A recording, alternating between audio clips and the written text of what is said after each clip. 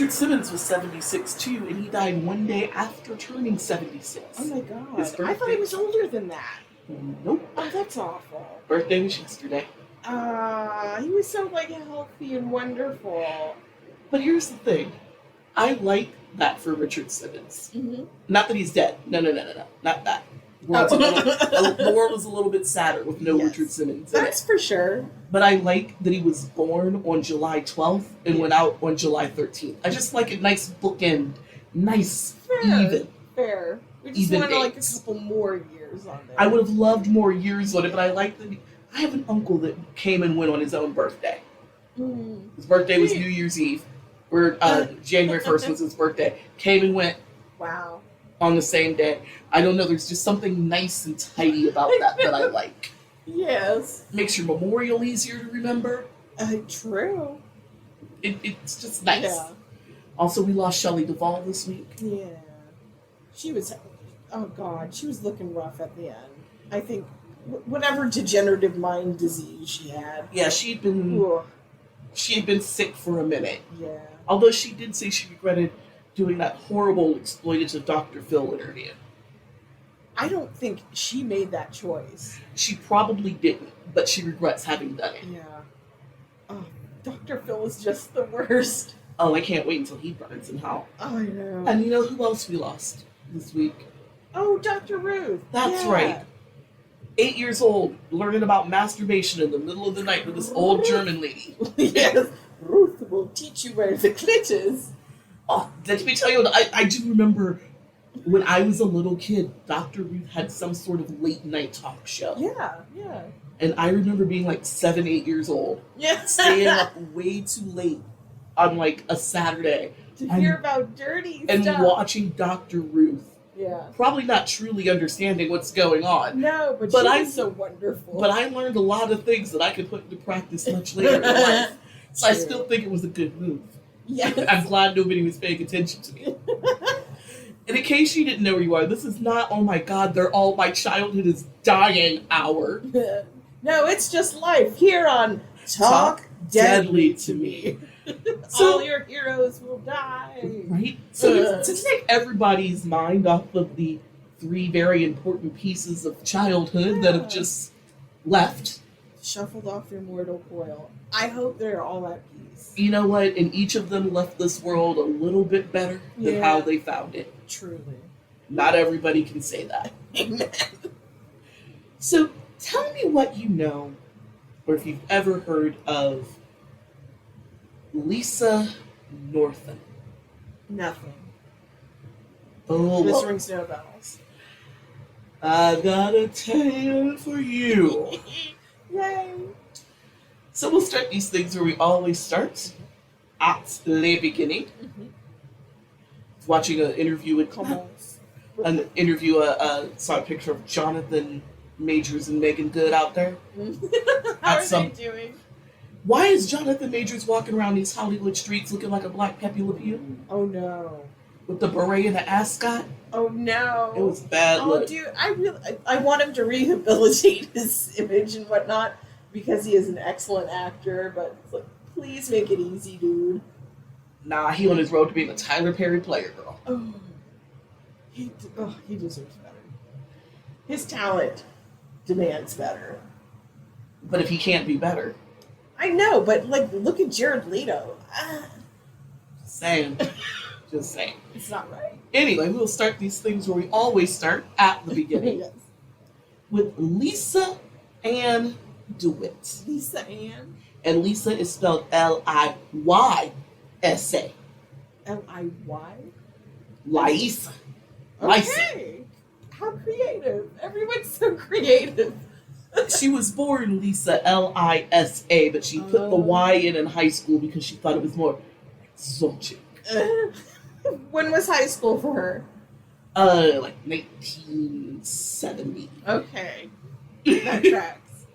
Lisa with a Y, an I and a Y. Liysa. And what all of it is. Liysa. Y is it, I is it. Liysa. Lisa. I would have called her ass Lysol. Right? just because it feels like it begs for that. Yep. So Liysa Ann Dewitt was born Wait. Lisa Ann Dewitt. DeWitt. Oh, I like Lisa Ann Dewitt. Lisa Ann Dewitt. Lisa Ann Dewitt. Well, you know Does what? she deserve this name? She might. No, she would have liked it on the inside. Okay. But we'll talk about why later. Okay. But she spells DeWitt DeWitt. Got it. DeWitt. And she was born in New Mexico on March 10th, 1962, Oh my God, there's so much insanity in New Mexico. I'm excited. to Sharon and Waylon DeWitt. Oh my God. Waylon is the most southern western name of all time. The only Waylon I know is like Waylon Jennings. I know Waylon in good life. Oh, I do not know. He's from West by God, but still. It's the southern western name. It's a great name for a dude. That is a name that I do not run into often I in the know. wild. Everyone needs a Waylon in their life. And I hope he's a country singer. A good one. When Liysa was about 6 months old, the family moved to Missouri. And Lisa's younger brother, John, a.k.a. Tor, Mhm. was born about 18 months after Liysa, after the family moved, in 1963. Okay. When the kids were young, Sharon was often the only parent in the home. Her husband, Waylon, was an educator, and he traveled a lot before getting his doctorate and becoming a professional college administrator. So he's like the president of your local community college. Nice. Right? But before that, he travels a lot as an adjunct and, of course, getting his master's and yada, yada, yada. And that leaves Sharon just at home as a stay-at-home mom with these kids. When Liysa was 5, the family moved to Walla Walla, Washington. That is a wonderful name. Walla Walla. Walla Walla, Walla Walla. Walla Walla. So in Walla Walla, Washington, If we say it one more time, it will conjure Bugs Bunny, so be careful. don't play with me. Albuquerque. Walla Walla. Albuquerque, come on, guys. You know what? As soon as that patent runs out, we need to write like a horror movie where it's like Bugs Bunny. I think that would be the scariest shit on earth. Oh my God, did you hear that they're, not only am I getting a sequel to my beloved Winnie the Pooh, Blood and Honey, Yes. they're also making like an evil Peter Pan. Oh, ooh, that would be good. Like the same studio that's doing Blood and Honey is doing a Peter Pan horror movie. That lends itself well. I am so excited for all of the like public domain random children's horror movies that the studio can I'm make. telling you, once like Looney Tunes is public domain, those will be horrifying. Oh, I can't wait. Yay. Because you know how much I love Winnie the Pooh, Blood and Honey. Yes. It's one of the best movies of all time. And yes, I am a movie raccoon. So it's excellent. But back to Lisa Ann Dewitt. Yes. And so Walla Walla would be where the family would put down roots and would be active in their local Presbyterian church and be considered overall pillars of the community. Yeah, it sounds like it. They sound very all-American. They are. Yeah. I don't trust it. As you shouldn't. When Liysa was 5, she became friends with a little girl named Marnie.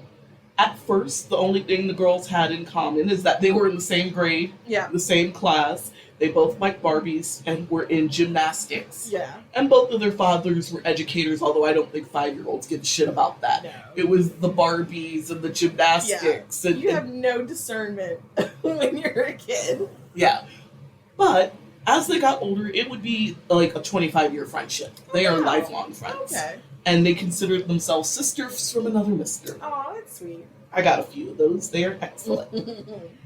And when she wasn't spending time with friends like Marnie and other people, Liysa was an outdoors girl that loved running, hunting, swimming, climbing trees, hiking, boating, camping, all of the outdoor stuff. Yeah.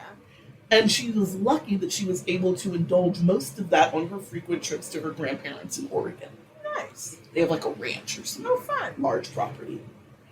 I would think there's a lot of outdoorsy stuff in Walla Walla. There is, but it's like Walla Walla is just city enough that you may not be able to do certain stuff, Okay. right?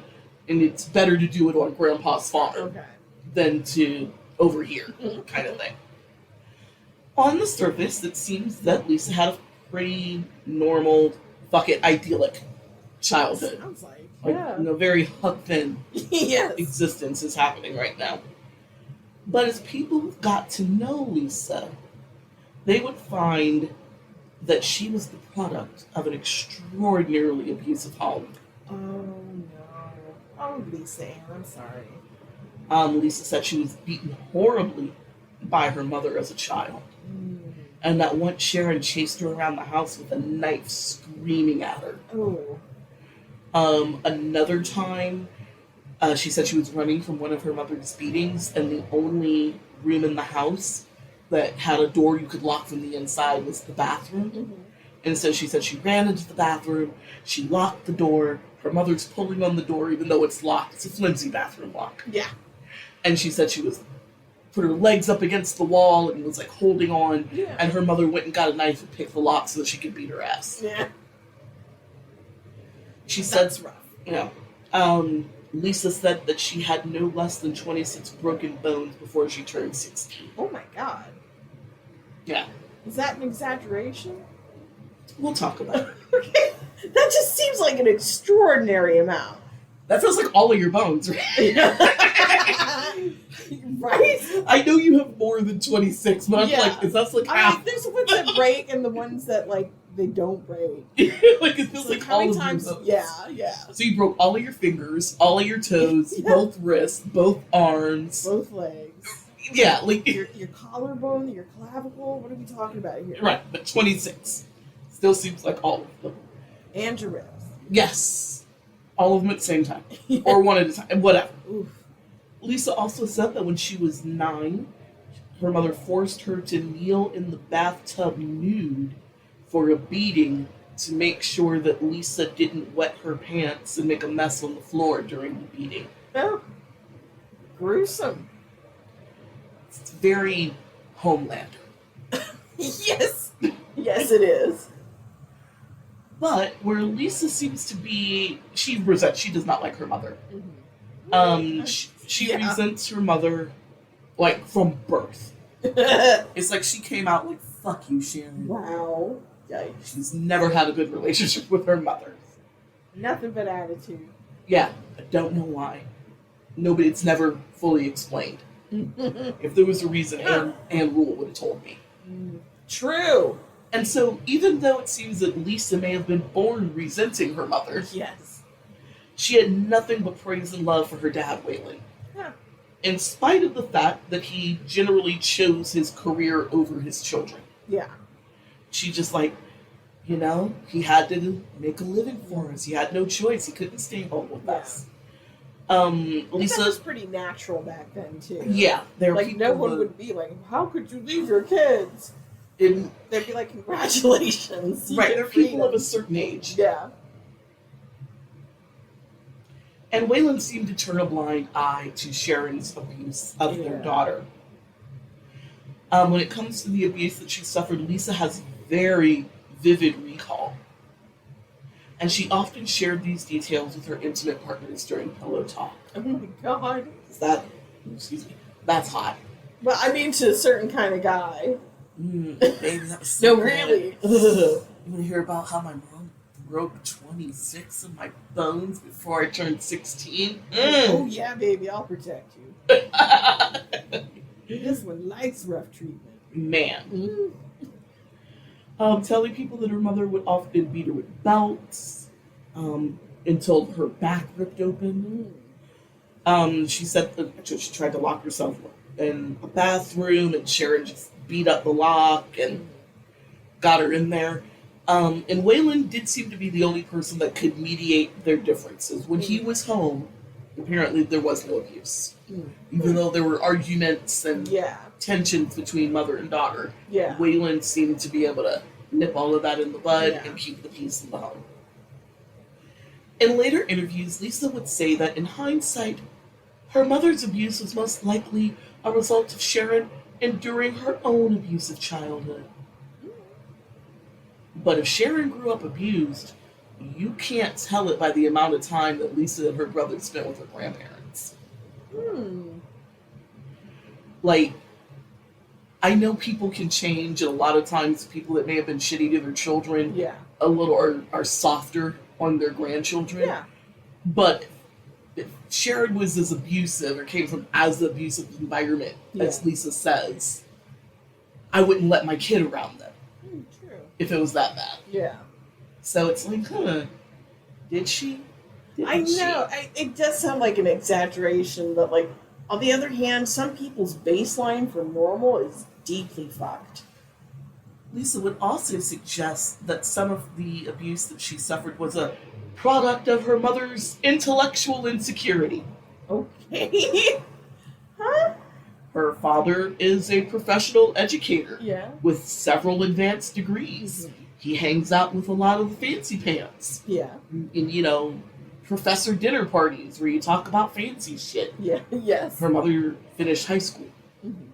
And she thinks that her mother was intellectually insecure because of that. Okay. I don't know. I can't call it. Yeah. It's like I can't mind read like that. Like how do you know? Unless someone I don't know. How does someone demonstrate that? I don't know. I think Lisa just hates her mother and has nothing to say about it. Yeah. Just whatever slander I can think of. Lisa would also say that she suffered from epilepsy as a kid. Oh, she got over it? She grew out of her epilepsy. I don't think that epilepsy is something you can grow out of. I don't think so either. Like, some people can kind of grow out of asthma as they get older and their lungs get stronger and more developed. Yeah. Some of us don't get that lucky, but like, there are certain diseases that you can grow out of. Yeah. And some you can't. Yeah. I don't think everybody ever grew out of epilepsy. I've never heard of it. Yeah. I am not a doctor. Sometimes I play one on TV. Yeah. But I've never heard of anybody growing out of epilepsy. Exactly. Well, there's some treatment we don't know about, but I don't think so. And if so, it's brand new. This bitch is outgrowing epilepsy. Now, Lisa does have a lot to say about how horrible her mother was when she was a child. Mm-hmm. And at times, she does try to find empathy for her mother. But there are some key things about growing up with Sharon that was left out of a lot of Lisa's stories. Mm-hmm. For example, Lisa likes to talk about how her mother is intellectually insecure, right? Yeah. Took that out on her. Mm-hmm. But she doesn't ever talk about how her mother had been a personal staffer who was instrumental in the development into community colleges from the ground up. Oh. At times in his career, Sharon was Waylon's staffer. So he's going to a new school, somebody's developing a new school. Yeah. And they're building a new place from the ground up. Sharon's helping him create the staffing plan to do that. Oh, cool. Lisa never talks about that. Yeah. But her mother's intellectually insecure. Yeah. Are you picking up on the crazy yet? Yup. I hope you're picking up on the crazy. I don't want to pick up what's being put down, but I'm picking it up. And it's crazy. Oh, girl, this is light work. Well, I know you're not going to, throw the real haymakers yet. It's like, uh-oh.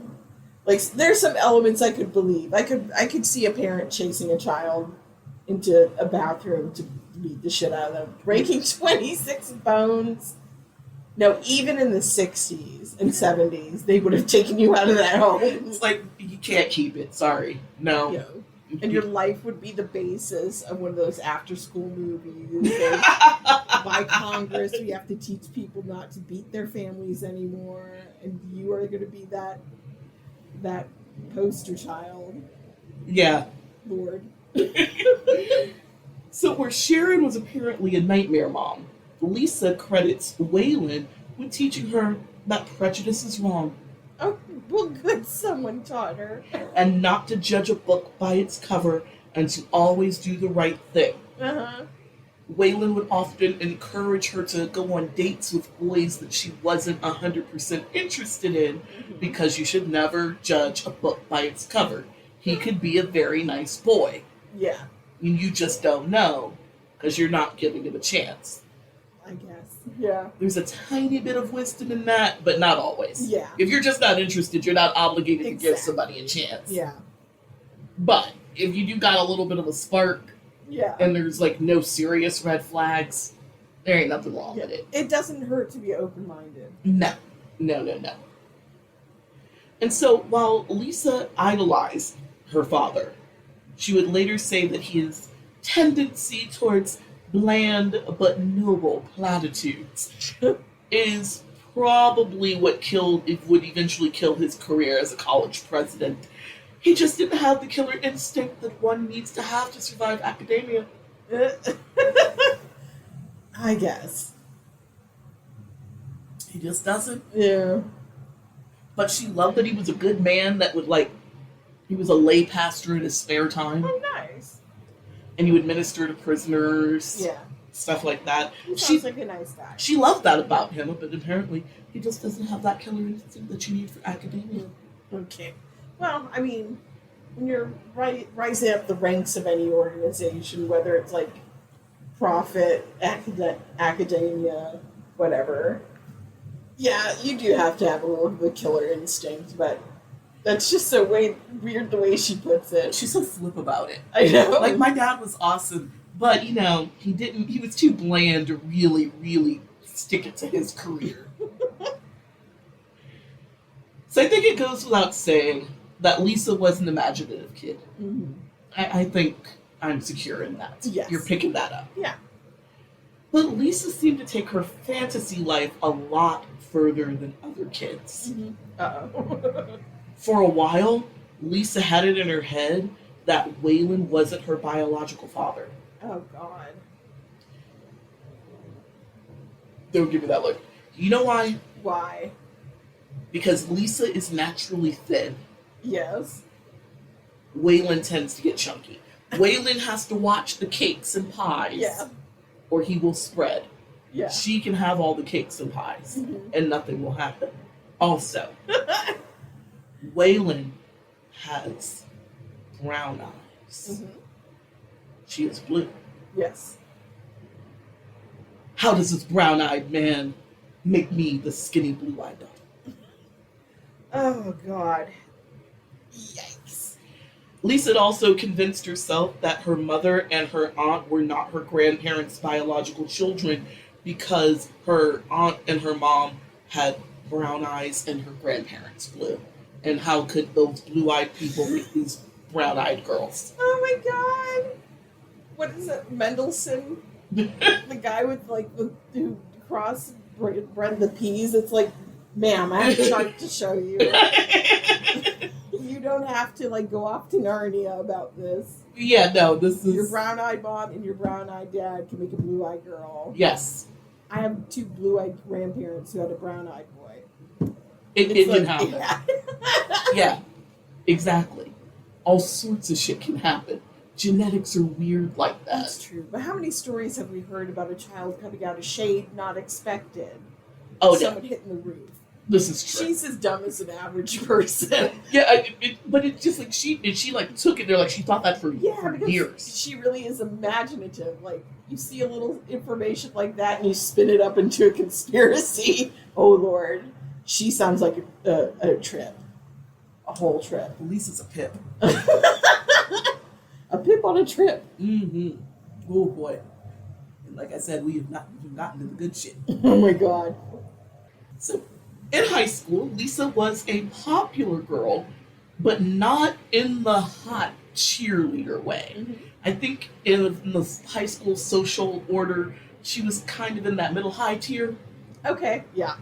Not hot cheerleader, fucking all the jocks. Yeah. But not way down low, completely friendless. Yeah. Kind of a. It sounds road. like she had a. It sounds like she has a nice personality. Yeah. People want to be around you a bit. Yeah, she was. She had something to add. Yeah, she was known more as an athlete. Mm-hmm. She swam. Mm-hmm. She was on the tennis team. Yeah, so she's social. She did gymnastics. Her and Marty went to nationals or locals or whatever they did. They went pretty far in a couple of gymnastics competitions. So she was not popular, but not friendless either. Mhm. Like kind of that mid-tier Yeah. high school friend. Yeah. So yeah, she had friends, she's popular, she's attractive. But that part of that could be that she grew up in such a small community. In Walla Walla, there's only one high school, at Yeah. least at that time. Yeah. I think Walla Walla is a bit bigger of a city now. I wouldn't know.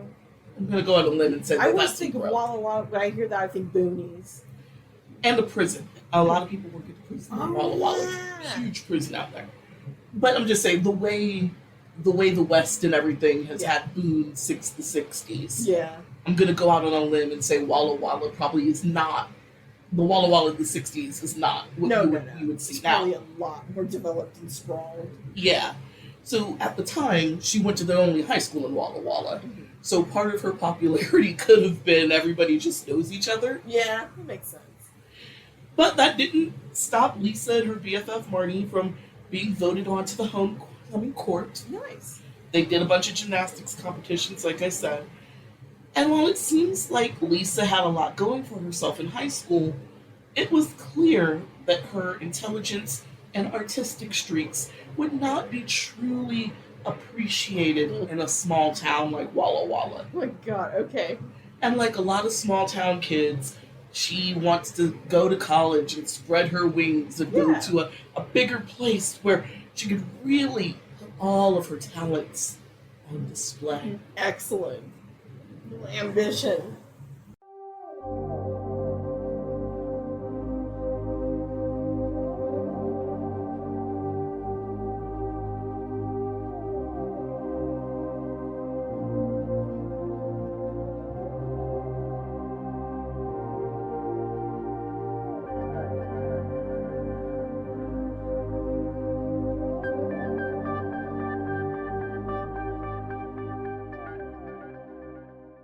Oh boy, so what do you think about old Lisa? She is a lot of contradictions wrapped around a within a what the fuck inside another okay. Well, if you thought she was interesting living in Walla Walla, just wait till we get to Hawaii. Ooh. Beautiful place. Oh, I like that cover of Somewhere Over the Rainbow with the Oh, I ukulele. know Israel something. I can't Yeah. say his last name because I'm ignorant. But it's like a cute, large man with a little itty bitty guitar Yeah. and a lovely voice. Like velvet, Man, buttery, velvety, good. I just want to It's envelop Hawaiian myself in his folds goodness. and let him sing to me. That is a striking image. But he was a big dude. Yeah. He's Oh very yeah, big he was an enormous dude. And I would just like, there would just be so much warmth and comfort and beauty in those folds. Like that I he's would a just want mattress. to just be in there and just be like, that's right. Somewhere over the rainbow. It's what I sing to myself, rocking myself at night after we do an episode. Yeah, just in Israel's folds. Just listening to ukulele music while he hums softly and gently to you in that beautiful velvety voice. Yes. It's That gonna is- be okay, babies. That's just sweetness and comfort right there. It's like the most wholesome way to be with a large man. yes. Anyway. Truly. Or any man, regardless of his size. That is the True. most wholesome way to be with a man right there. It really is. I just want to curl up inside of that man and just let him hum to me and listen to Aw. ukulele music. He's got a beautiful voice. It seems like such a nice man. Oh, that's romance right there. I think he passed too Oh, he did. a few I years think ago. no, I think it was in the Longer. 90s. Yeah, he's been gone for a while. Either 90s or the early 2000s. It's Yeah, it's been a minute. So Lisa graduated from high school in 1979 and went to college at Oregon State University. good for Oregon. I don't know. Always a prolific writer, Lisa would talk about the torrid college affairs that produced her first orgasm, a star of the football team. Oh my god, Debbie does what? In her journal, she would write about this stuff. First orgasm. Oh of my god. an Oregon State football star. Let me use my literary powers for smut. Which there's nothing wrong with, but Not at all, but this is funny. yeah. Also, mini spoiler, I don't think a lot of the things that she writes about in her journal actually happened. I think this is. I know this feels like fan fiction. Yeah, this is just getting her crazy on paper. Yeah. So Isn't that a lot of writing though? Getting you crazy on paper. there's good But ways. you gotta hide it artfully. Yeah, there's good ways to do it, and there's bad. Liysa would later say that the pair was going to be married, but her football star, orgasm-inducing boyfriend, Yeah. Ray, Yes. was killed in a tragic car accident. Dun dun dun. In later interviews, Marnie would say that some of Lisa's friends had heard about Ray, Yes. but nobody ever met him. And Liysa never even knew his last name. Translation, this is all in her head, and Oh she my can't God. be bothered to give her imaginary boyfriend and this imaginary orgasm Yeah. a name. You know, the orgasm can be real. It maybe was just solo. Yeah. Or with a boy that is not as impressive as a star on the football team. Yes. Orgasm may be real. Yes. Ray's not. No. Not even a little bit. Liysa would drop out of college after 2 years and married her college boyfriend in June of 1981 when she Wow. was 19. Oof. Marnie and some of her other friends would come to the wedding, but in later interviews, Liysa would say that her first marriage was nothing to celebrate. Oh God. The marriage was a sham, you see, a total sham. None of this is my fault. What? Now, over the years, she would tell a few different stories about why her first marriage failed. Mm-hmm. She told some people that she only got married to appease her parents after they found out that she was sexually active with a boy. That's a tale. That's a story. Yep. And almost immediately after they got married, she went to Mexico for a divorce. Oh my God. Don't know why you specifically have to go to Mexico for that, but I know, right? sure. A Catholic country? A divorce? Yeah, it's just That never made sense to me when I would hear that trope of going to Mexico for a divorce. I'm like, no. for a quickie divorce. And it's like, is that even legal? Like, I don't even know I how think that. the Pope decides in Mexico. But I'm like, but is that even legal because it's a U.S. marriage and I know, right? it's a lot. I think it's just a sitcom line, and that's what she's parroting, something she heard on TV. Yeah, probably. It's in an episode of Maude or something. Yes. In reality, Liysa and her college boyfriend would stay married for 6 years. Oh wow. After the wedding, the couple would move to New York, where her new husband would continue his studies at Cornell University. Oh wow. Liysa was not happy on the East Coast. Cornell is in Ithaca, Okay. so a little upstate, but not really. Yeah. These are the boonies she came from. I can see why she's not into it. Also, because she's an outdoorsy girl, Mm-hmm. she didn't have the same access to the running, swimming, Mm. climbing trees, whatever, Yeah. that she had in Washington, Yeah. in Oregon. Yeah.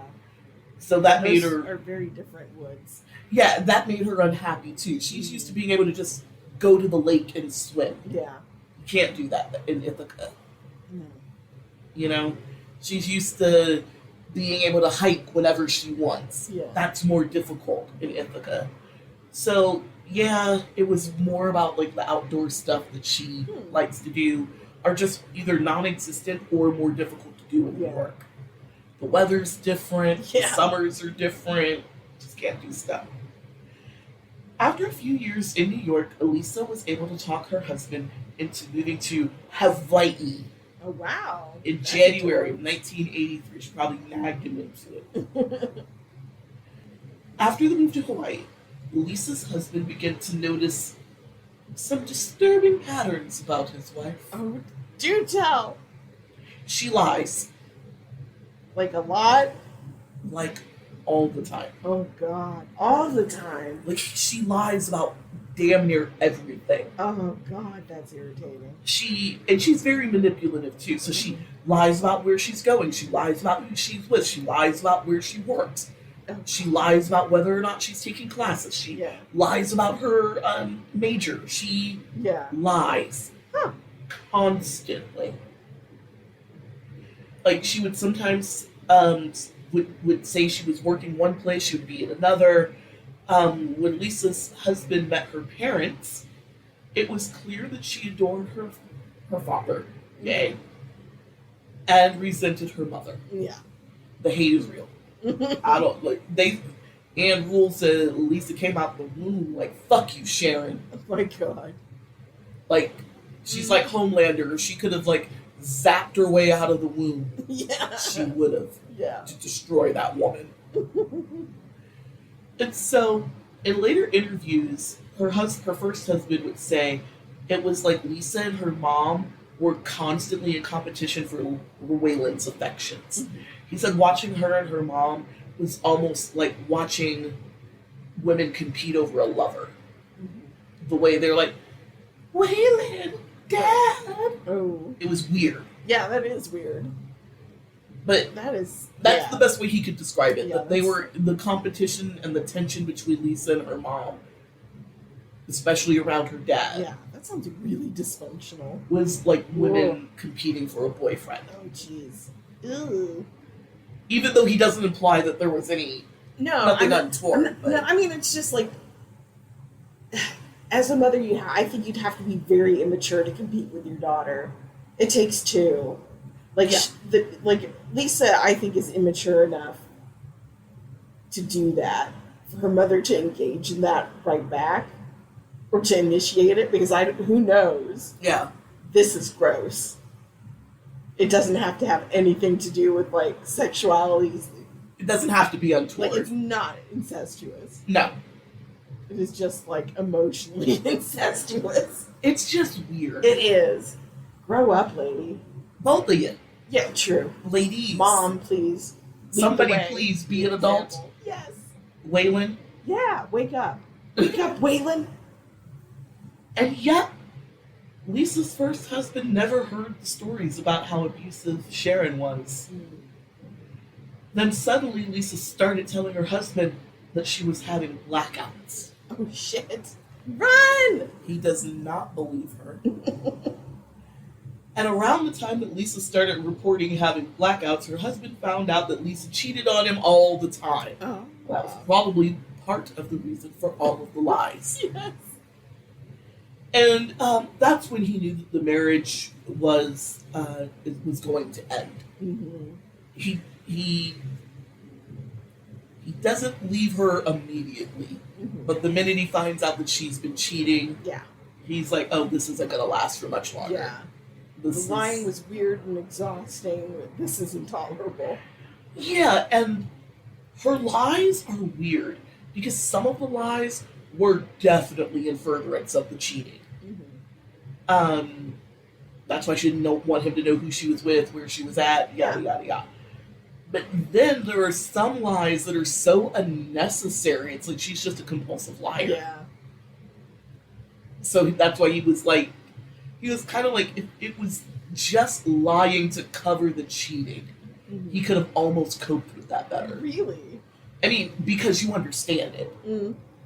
I'm not saying that he would have stayed and put up with it for much longer, but lying to cover up the fact that you're a cheater Mm-hmm. makes sense. Yeah.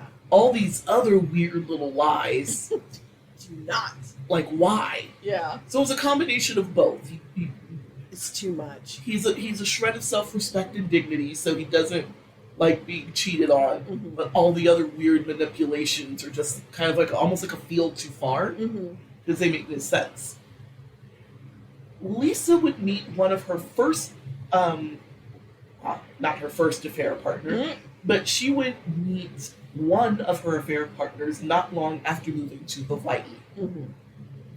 Lisa was visiting a beach with some friends when she laid eyes on this big, beautiful, tall, bronzed Adonis working as a lifeguard. Mm.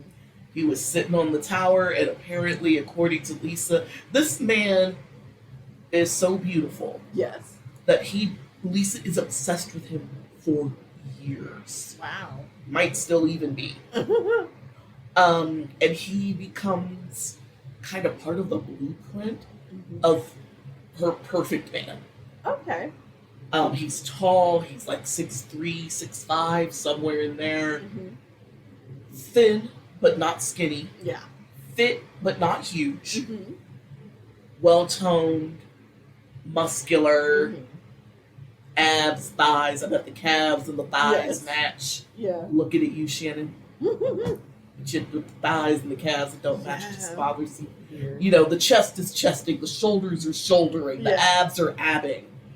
He's got this thick, gorgeous head of black curly hair and those almond-shaped, honey-colored eyes Yeah. and a bright smile, and I'm sure the sun just glistens Yes. off of his skin. And Yeah. he's a lifeguard.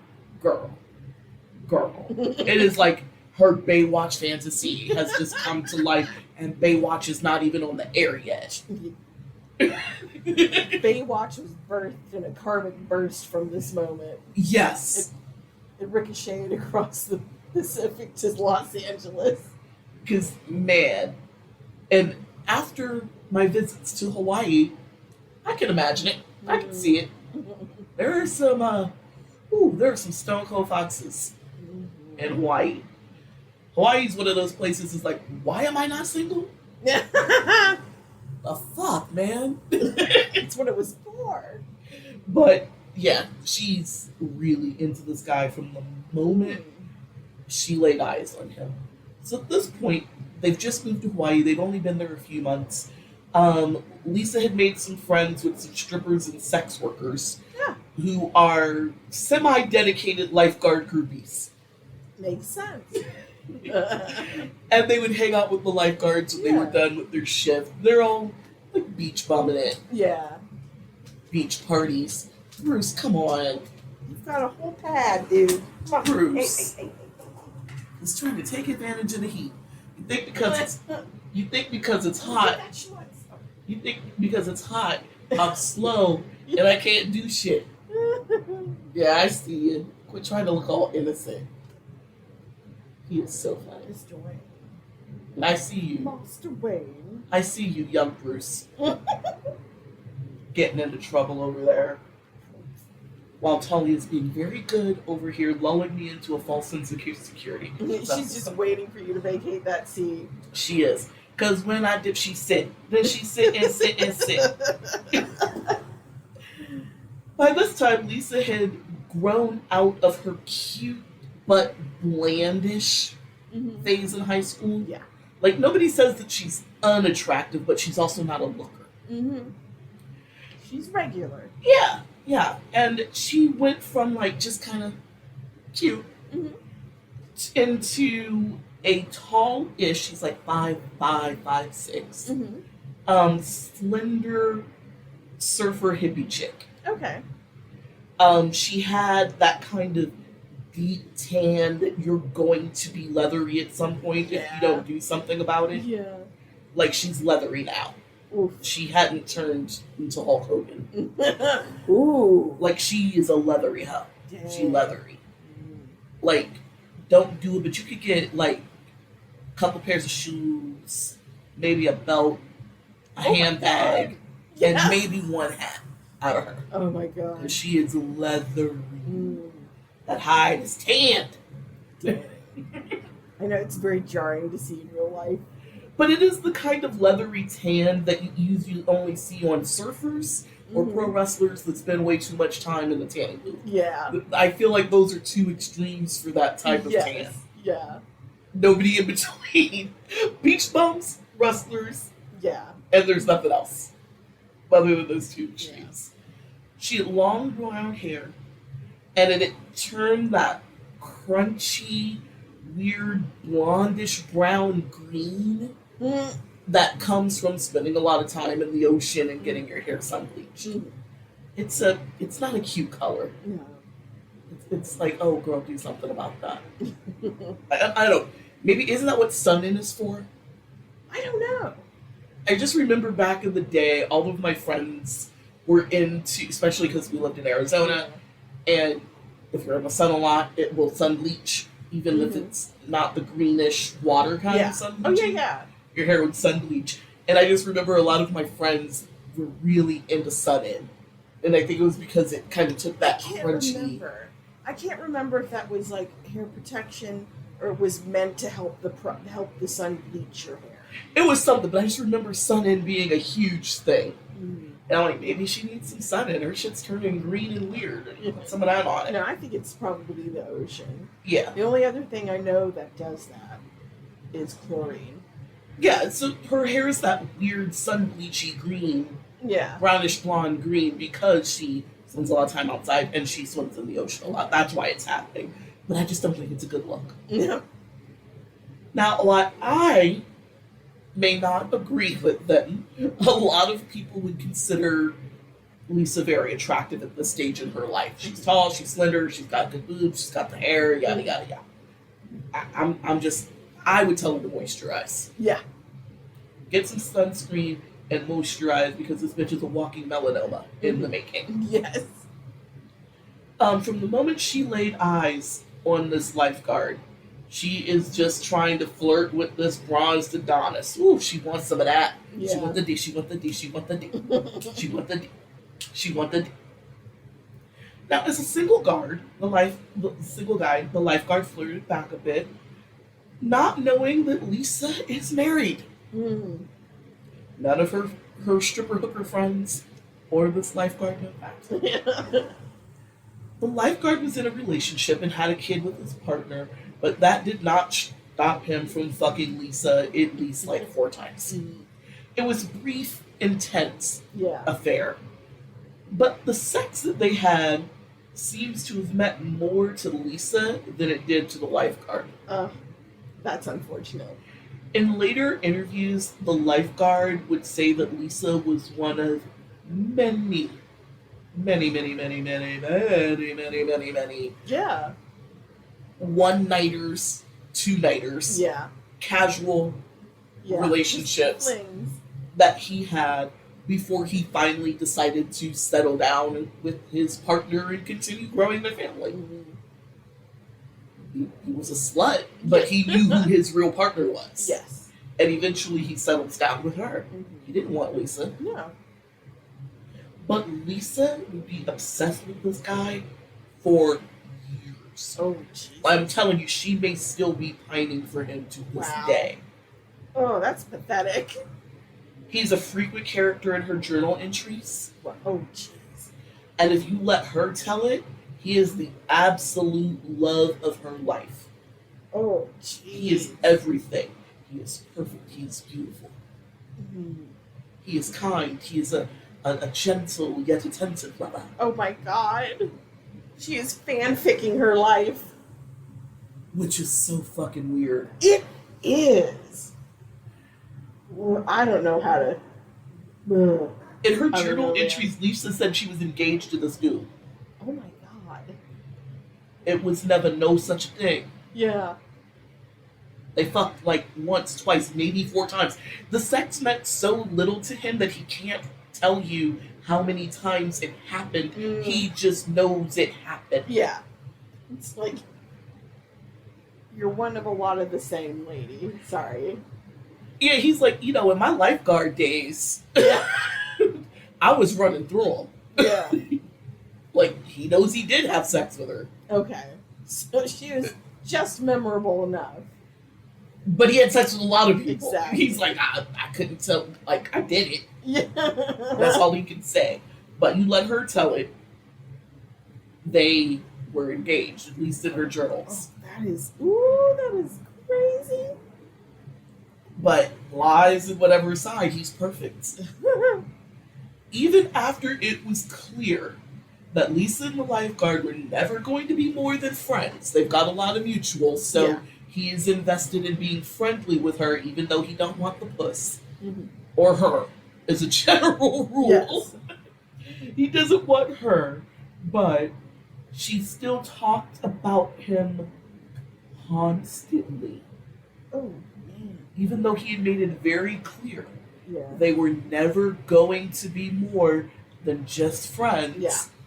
And that he already had the partner that he wanted. Yeah. He was just going through a hoe phase. Exactly.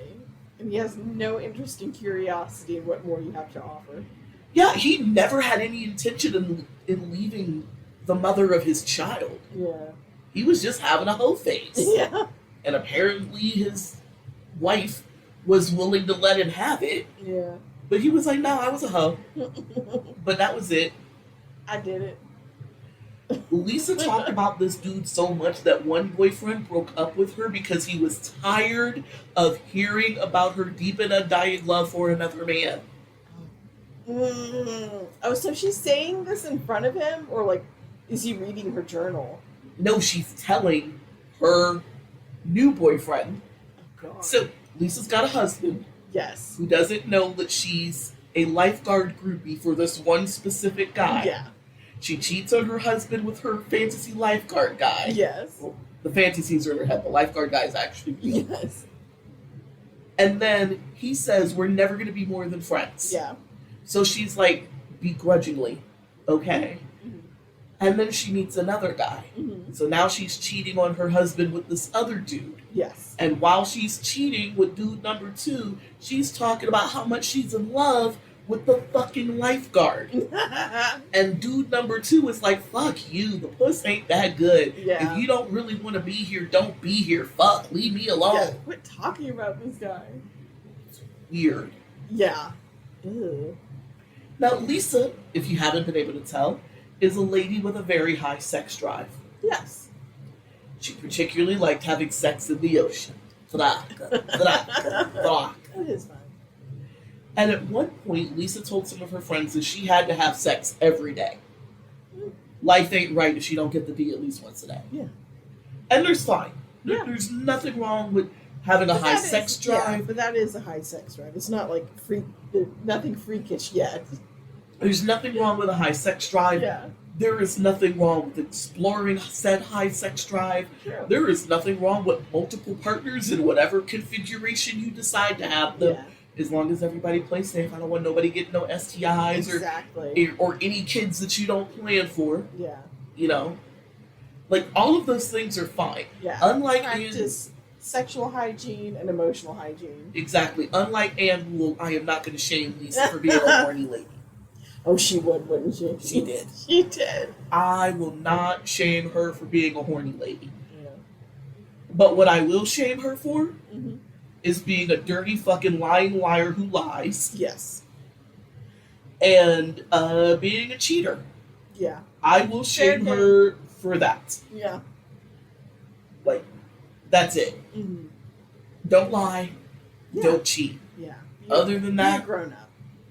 have all the great sex you want Yeah. with as many people as you want. Make sure everybody is 1,000% enthusiastic about what was going to go down. And again, practice good sexual hygiene. Yes. However, when Lisa talks about her sexual exploits, Mm-hmm. she often talks about how she is sexually abused and used by the men that have sailed in and out of her life. Oh, okay. Especially men that she works with. Oh no. Apparently, she can't go into anybody's office or whatever without getting sexually harassed. She said when she was working as a research diver, she claimed the captain of the boat sexually abused her, like grabbed her tits, shit like that. Yeah. She told another friend that she was raped by her boss when she was working as a videographer. Oh my god. She was a constant target of sexual harassment, even going as far as to say that she passed the test to become one of the first female Navy SEALs, but she didn't. But she didn't take the role because she was disgusted by the men giving the test because they made up some weird excuse about having to touch her breast before she could take the test. Man. Okay. Now, this is frustrating as fuck. One, Yes. I don't believe any of that shit ever happened. No. Two, I think Lisa makes up these stories about constantly being harassed Mm-hmm. is because it's the only way she can talk about what a fucking cheating whore she is without saying that she's a cheating whore. I see. Yeah. But she wants everybody to know that she's getting it. Yeah. But she doesn't want you to look down on her. Right. I want to have my fun and be the victim. Right. So I think that's where these sexual abuse stories are coming from. That does make sense. This is how she can talk about That her is affairs. very self-serving. Yeah. This is the way she can talk about all the dick she's getting. Yeah. And all of her affairs. And all the hot guys that want her. Yeah. And all the sympathy. And not be looked down on like a cheating harlot, which Yeah. she is. Yes. But what makes it even double, triple frustrating is because she's telling all these lies, she's making it harder for people that really are being abused and raped and assaulted to be believed. Yeah. It's despicable. So it's like, oh my God, fucking just own your shit. Yeah. Yeah. Or shut your mouth. Like, just leave your husband and go be a horny lady. Yeah. That is so much easier than the rest of this shit. Right. Keeping track of all those lies, I know. coming up with stuff, like... What's wrong with you that you would enjoy doing it? Right! I mean, like, the deception, not just, like, the physical acts. She's the kind of person, you hear enough of her story, she's one of, not the only, Mhm. but she's an example of why people, women most specifically, that are essayed or great, have to be perfect victims. True. Mm-hmm. In order to be believed. Yeah. She's infuriating. Yeah. Leave your husband, go be a horny lady. Yeah. Problem solved. Oh, I hate her so much. Mm. That is actually, to me, one of the most frustrating things about Liysa. Is you're making it harder for people that really do have And horrible you don't shit. care, do you? No, Not of even course a not. little bit. In 1984, Liysa enrolled in the University of Hawaii, where she majored in journalism and photography. Liysa had always been a writer, very avid journaler. Her imagination and creative eye are almost second to none, game recognized game. Oh, okay. So these two majors seem like a good fit for a now 22-year-old beach bum Mm-hmm. that's looking for her place in the world. Yes. In 1985, Lisa's husband finally fucking left her. Yeah, good for you, sir. I'm glad you found your self-respect. He moved to the Big Island in Maui, and never spoke to her again. Good for him. In April 1987, he finally filed for divorce.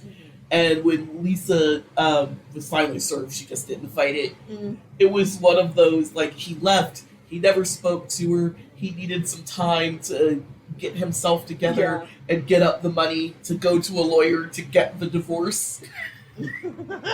Or Good he for probably him. would have filed a lot sooner. Yeah, good for you, sir. And that's why I didn't bother to write down his name, because I'm going to let that man live in peace. Good He for- spent 6 years with Liysa Dewitt. Liysa with a Y, not Liysa with an I. Anyway, he spent way too much time with that woman. I'm going to let him live. Yeah.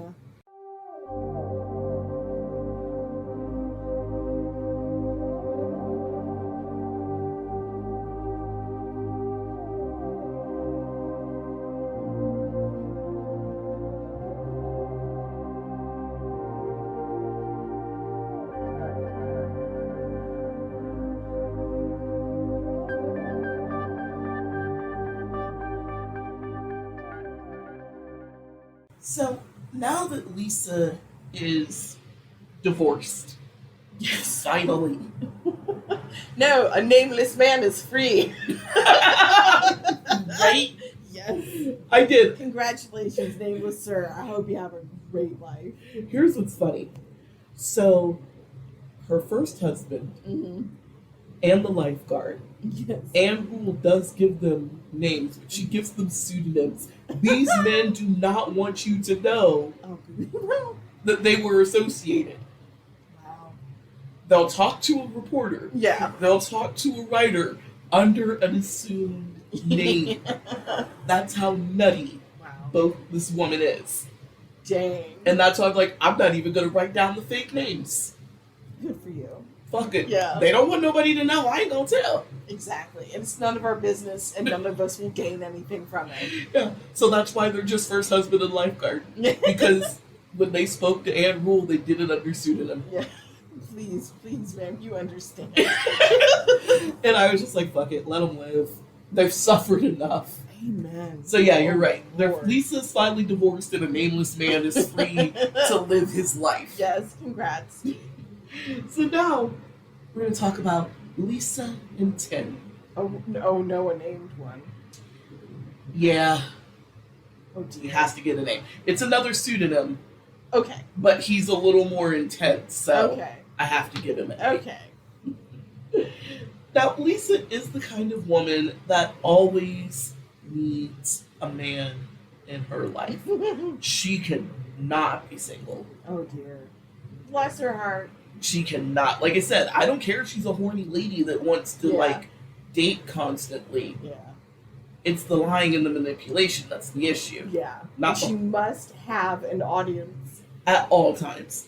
She is obsessed with the idea of love, romance, and being loved. Oh, And man. all of the attachments and things that go with it. Yeah. And so there's nothing wrong with wanting a loving relationship, a marriage, a partnership, a companion, Yeah. however you want to put it. Yeah. Nothing wrong with those things. There's also nothing wrong with being a single person who likes to fuck a lot. True. However, there is a problem with constantly lying, cheating, and manipulating your partners. Yes. That is very problematic. Yeah.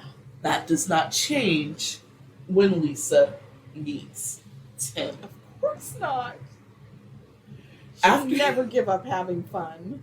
Now, after her divorce is final, she tries to holler at the lifeguard again because she is obsessed. Yeah. One day, my prince. And he was like, I keep telling your ass, Yeah. we cannot be more than friends. Yeah. That ship has sailed. There was never even a ship. True. That fling is over. She There's no ship. threw herself at him when he was in the middle of a hoe phase. Yeah. He always knew he was going to go and be with his wife and mother of his child. He knew. Yeah. He was just a hoe. Once upon a time, not long ago, he was a hoe.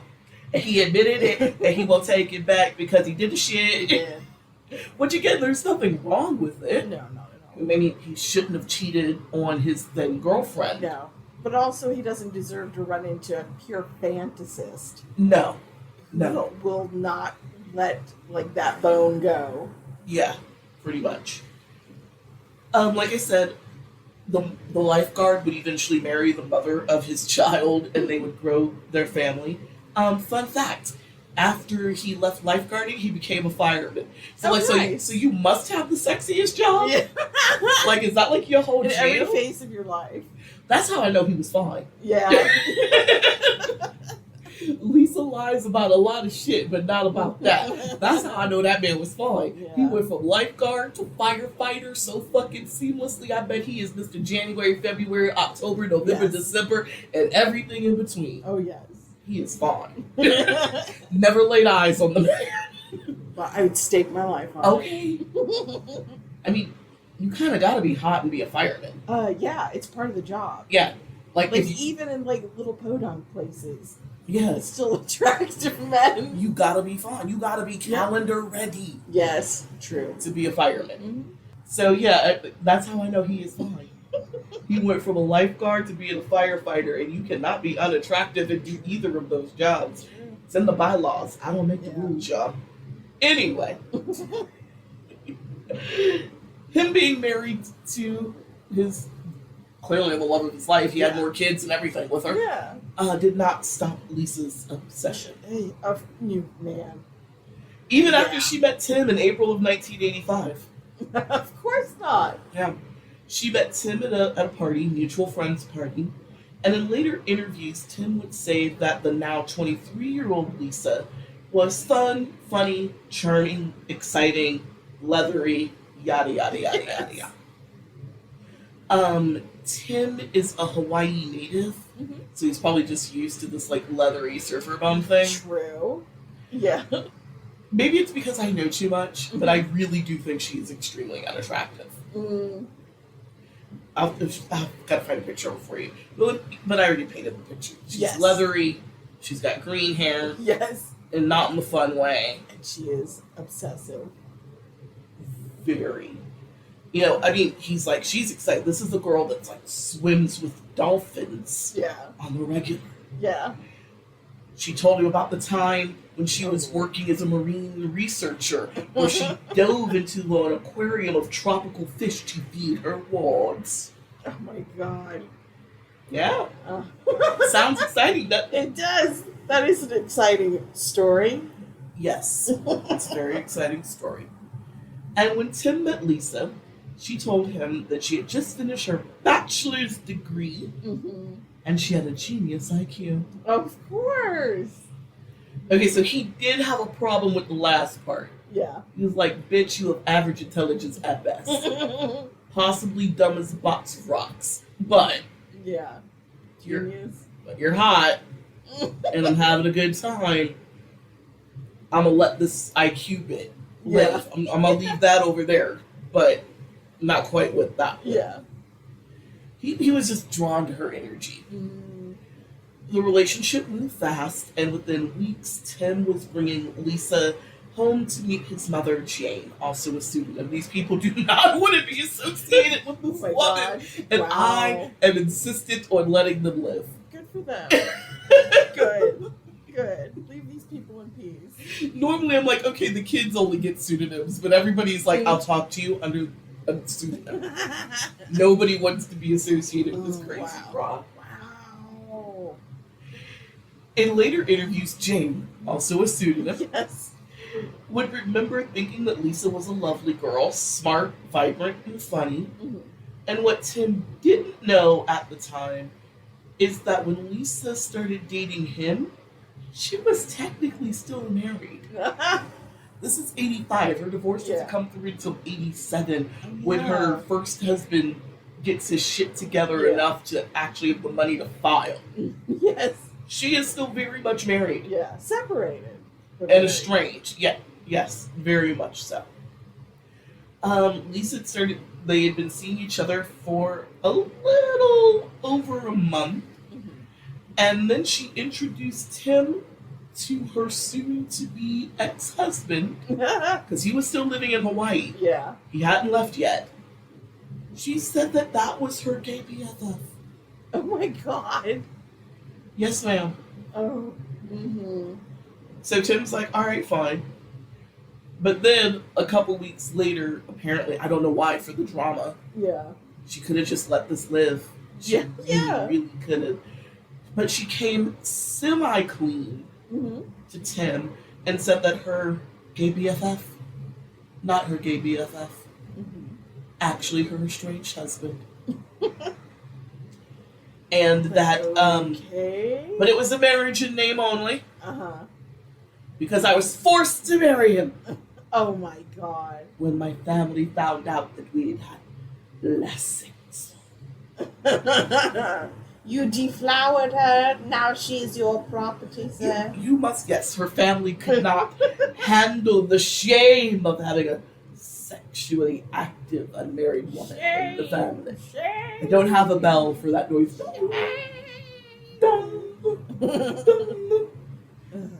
Yeah.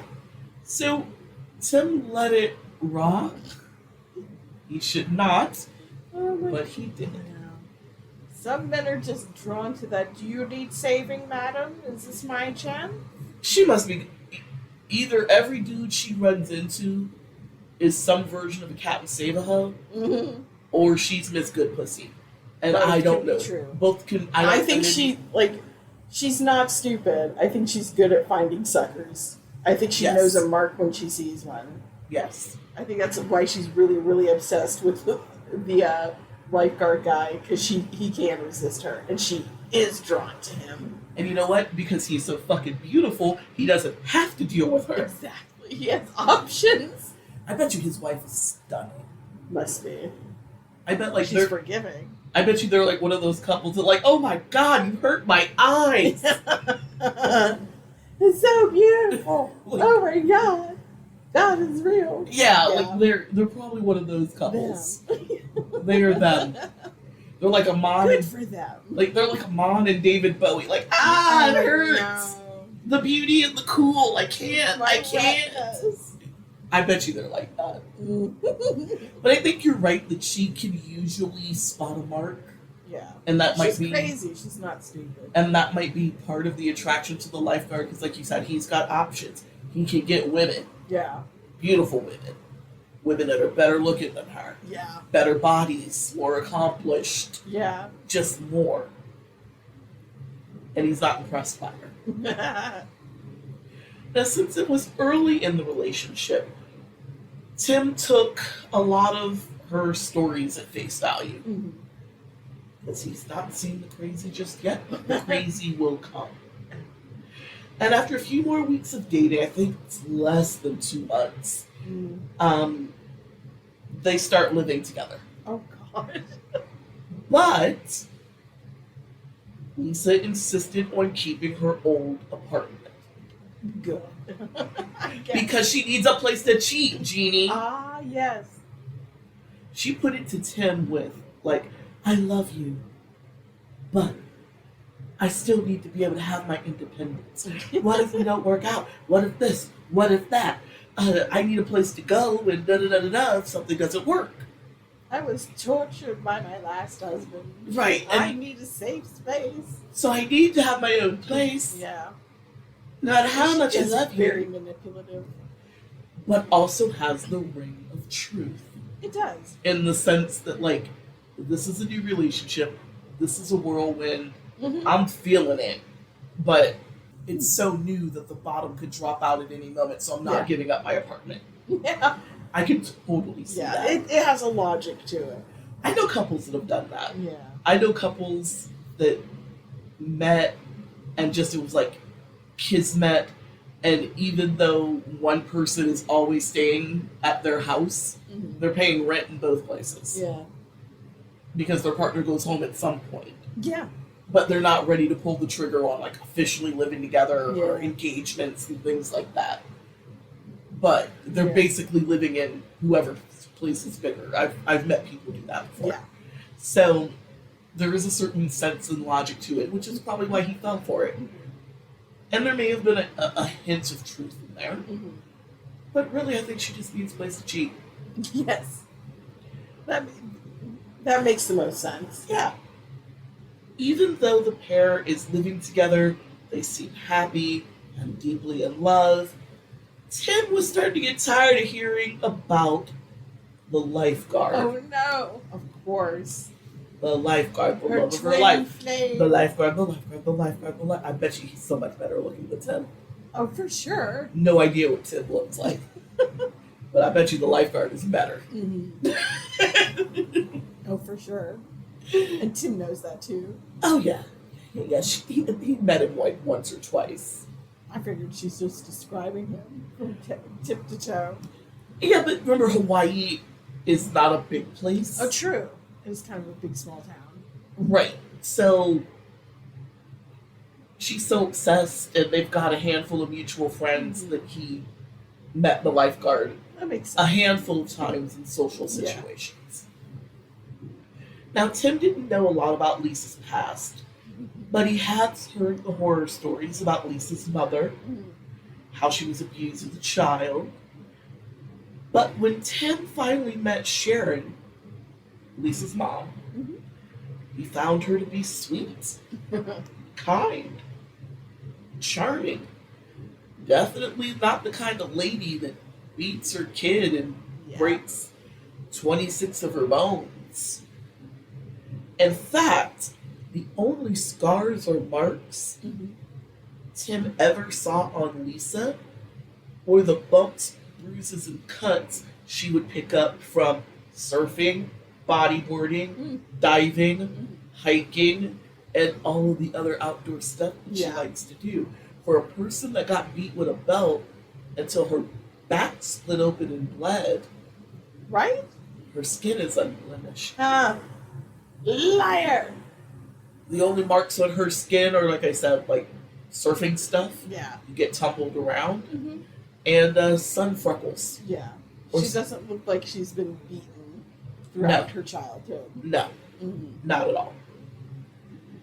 Once, Lisa was on the mainland visiting her dad, and she was on the phone with Tim. Mhm. While we were on the phone talking, she told Tim to hold on. She had to go check something out. It sounded like there was a crowd outside. Mhm. She puts the phone down, and then after a couple of seconds, Tim hears 3 gunshots. What? He is freaked. Right? What is happening? Why are they shooting? Who was shot? Is Lisa okay? Is she doing the shooting? Yeah. What the fuck? And he doesn't know what to do. She was like way off in Oregon, I think. Her parents are divorced by this time. But she's in Oregon visiting her dad, I think. And he can't do nothing. He's still in Hawaii. Yeah. Lisa gets back on the phone and tells Tim that there was an angry mob surrounding her dad's home. Yeah. And the mob was angry that her father had hired a black secretary.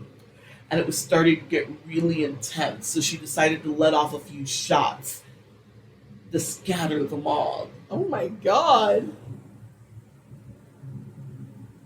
Now, Tim is a little bit of an idiot. I'm sorry, guy, but you are. Yeah. He takes the story with a massive grain of salt, but he doesn't confront her. Mhm. But come on, this is a lie. It has, yeah, that it's a ridiculous lie. Because, look, What the racism hell? is a real thing in America. Yes. There is always probably going to be an undercurrent of it Yeah. within American society, unfortunately. But this is 1985, Yeah. not 1955 True. or 65. Mhm.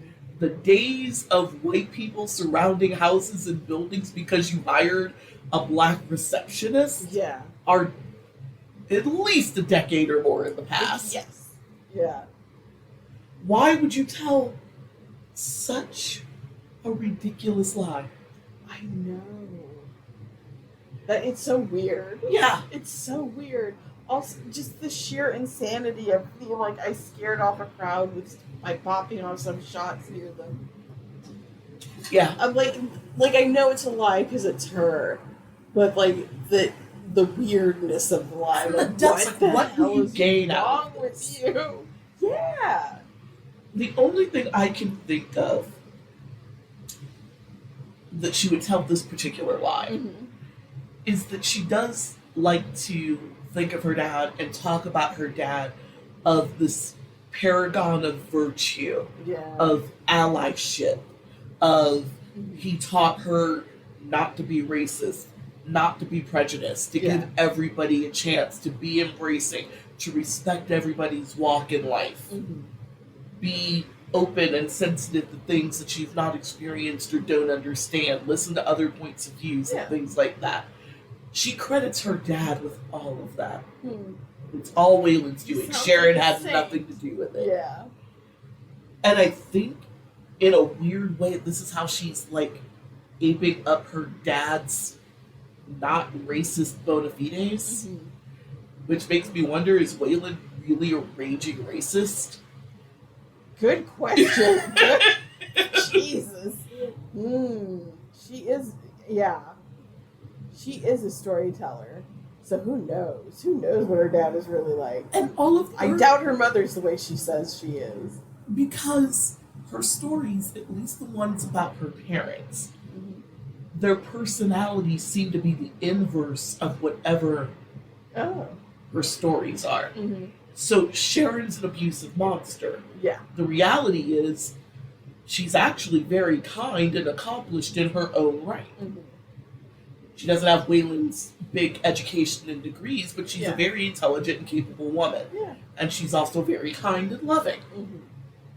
That's the exact inverse of what Lisa says. Yes. So I wonder, and I can't prove it, Yeah.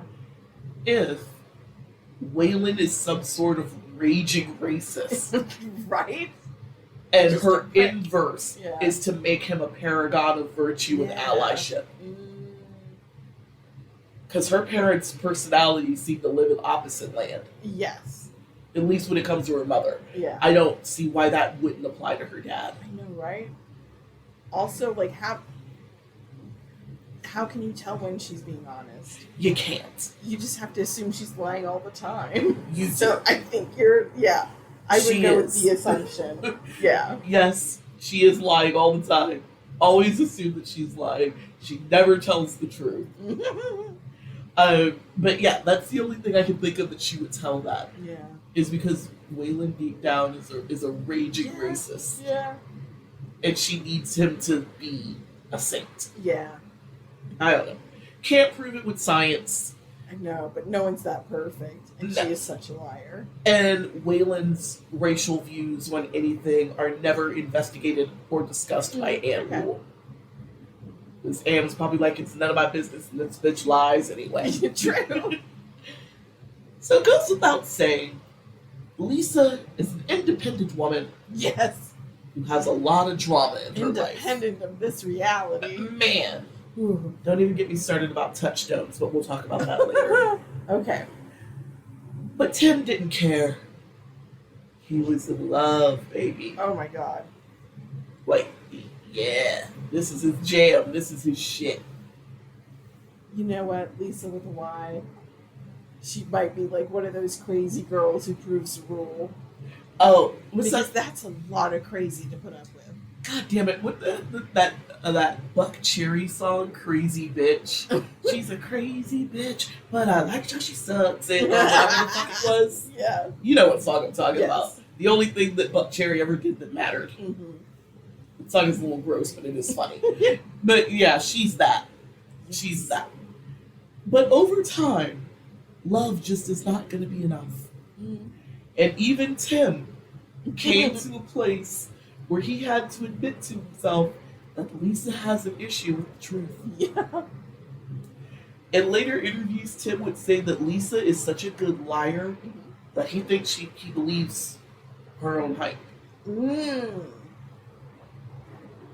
That's beyond lying. That's Yeah, delusion. exactly. But he's like, whatever fucking comes up in her hot little head, Yeah. she believes it in that moment. Yeah. Wow. Yeah. And I don't know how anyone could really tell. Like someone who just lies so much and so compulsively. I'm like, I would think like you know some of the lies you're telling. Others I think you do believe. Yeah, it's weird. Because like, yeah. And you can never get out of them if they what they do believe. Who knows what they believe? Also, she's cheating on him left, right, and sideways. Exactly. She never stops cheating. Mm-hmm. She's never really faithful in any relationship. Yeah. She can't be honest. She's incapable of honesty. Or at least not That for makes any, sense. significant amount of time. Yeah. She might be able to quit fucking strangers for like a month or 3. Yeah. But like, She'll be right back though. but eventually she's going to get restless and she's going to cheat on you. Mm-hmm. So, Tim would catch Liysa in lies almost daily. Yeah. Some were small, where she works, who she's with, Yeah. what she did with her day. Mm-hmm.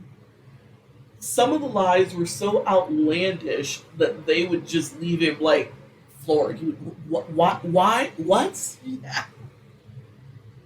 Like the whole I had to like break up a racist mob thing. Yeah. Like, what? Yeah. Like a lot of the times I think Tim doesn't call her out because he's stunned into silence. He wasn't ready for that one. No, it's who says that at 19? I had to break up a race riot. Be right- As you do, you know. Please hold, honey. I had to break up a race riot. Be right back. Like what? It's Crazy. it's weird. Whatever. But since the lies weren't interfering with their relationship at first, and the thraka is Yeah. just going down, Tim let all of this slide. He should not. Tim is blinded by puss. Truly blindingly. Like blinded. love struck, pussy drunk, Yeah. stupid. Yeah. But it did make him cautious about the relationship. Okay. So he's kind of looking at her like, this is fun now, Mhm. but this may not be somebody I can keep for the long haul. Mm. But for right now, this is good. Okay. Is where he's at with Yes. This is tolerable. it. For now. Yeah. But I'm not going to be buying any rings or getting on my knee no. anytime soon, No. if ever. Yeah. But that changed in May of 1986. Oh, yeah? Tim was driving Lisa to the airport when she told him that they needed to talk about a problem in their relationship. Uh-oh. Tim is like, huh? Yeah. Because he thinks it's good. What- Like, they're fine. They don't fight. Yeah. They're fucking constantly. They're having a good time. What problems are there? Then, out of nowhere, Lisa just bursts out crying, like hysterical, and then pulling on her bag in this, like, kind of compulsive, twitchy, I'm having some sort of seizure kind of way, but not like Yeah. a seizure like you're foaming at the mouth. Yeah. And just like, Just like a hysteria. yeah, like a twitchy fit. Yeah. And hysterically bawling. He's trying to calm her down. He's trying to talk to her, but all he gets is either more hysterics or blank stares. Ooh. I don't know what's worse. That's horrifying.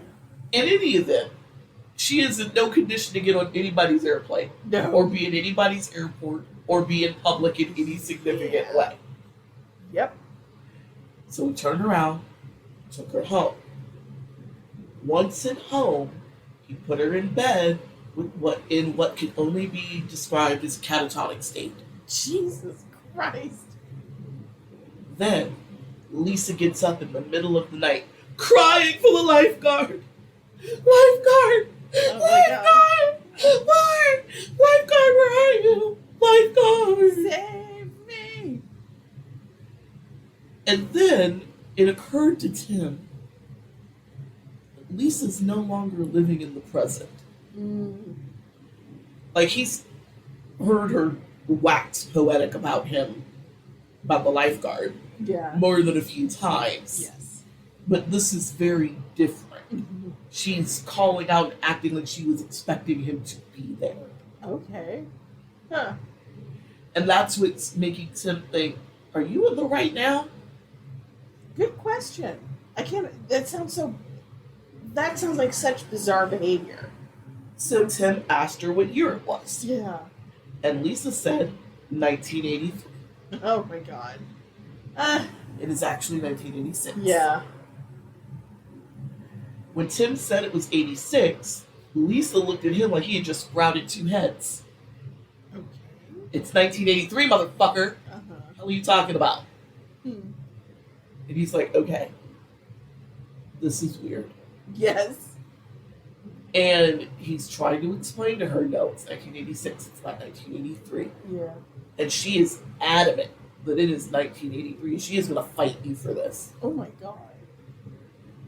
And so the only thing that Tim could do to convince her of what year they were in is he took her to a 7-Eleven, Yeah. got a paper, bought a newspaper. Look at the fucking date. It is 1986. Yeah. Christ. Yeah. Lisa's performance was so convincing that for a minute, Tim really did believe that she had some Wow. sort of break with reality. I know. How can you tell? You can't. I don't. The reality she lives in is not shared with the rest of us. No, not even a little bit. I know that it is semi-common for, like, people to live in their head Mhm.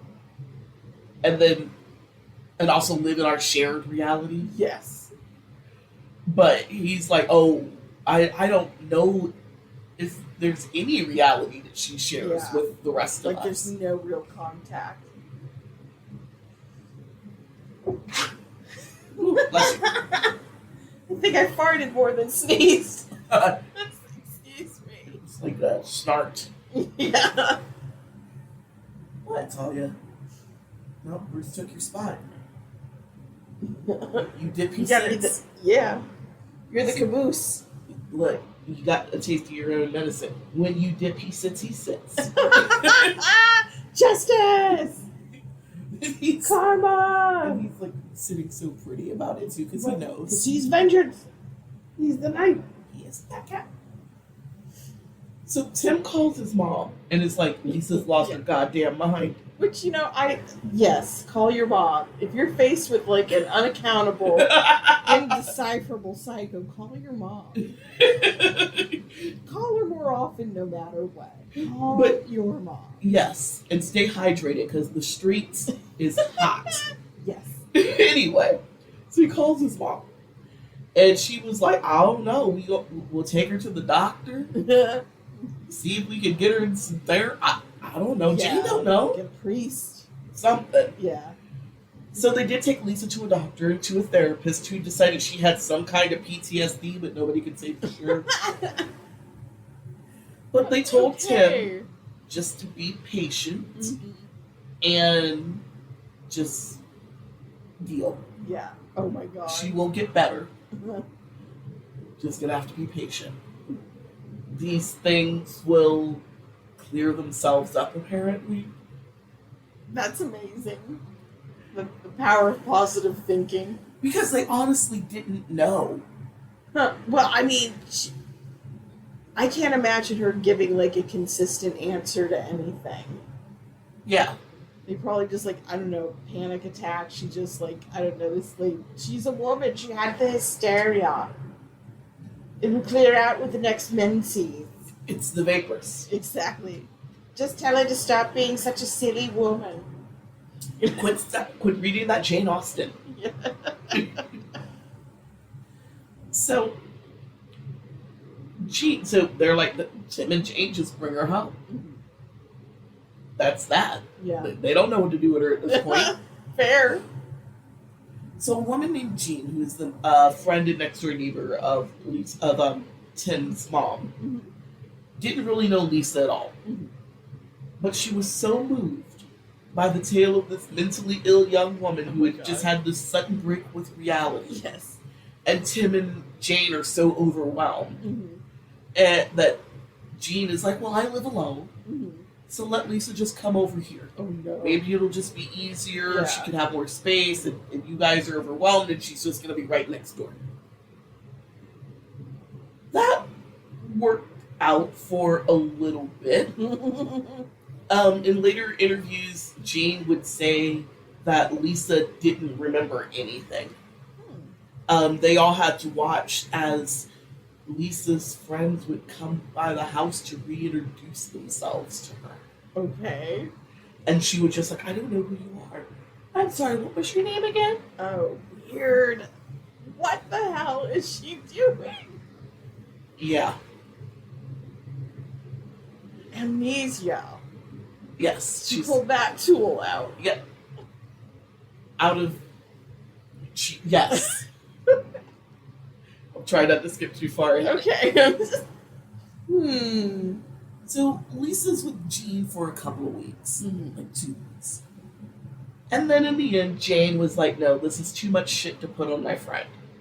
Lisa's my problem. Yeah. Or at least my family's problem. She is Tim's problem, and if she is Tim's problem, she is Jane's problem. Yeah. So we just need to bring her back home, and we will just figure out how to deal with this instead of having Lisa stay with a virtual stranger. Yeah.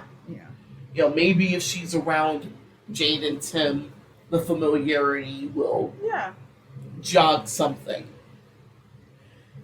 Yeah. Jog the hell out of this bullshit.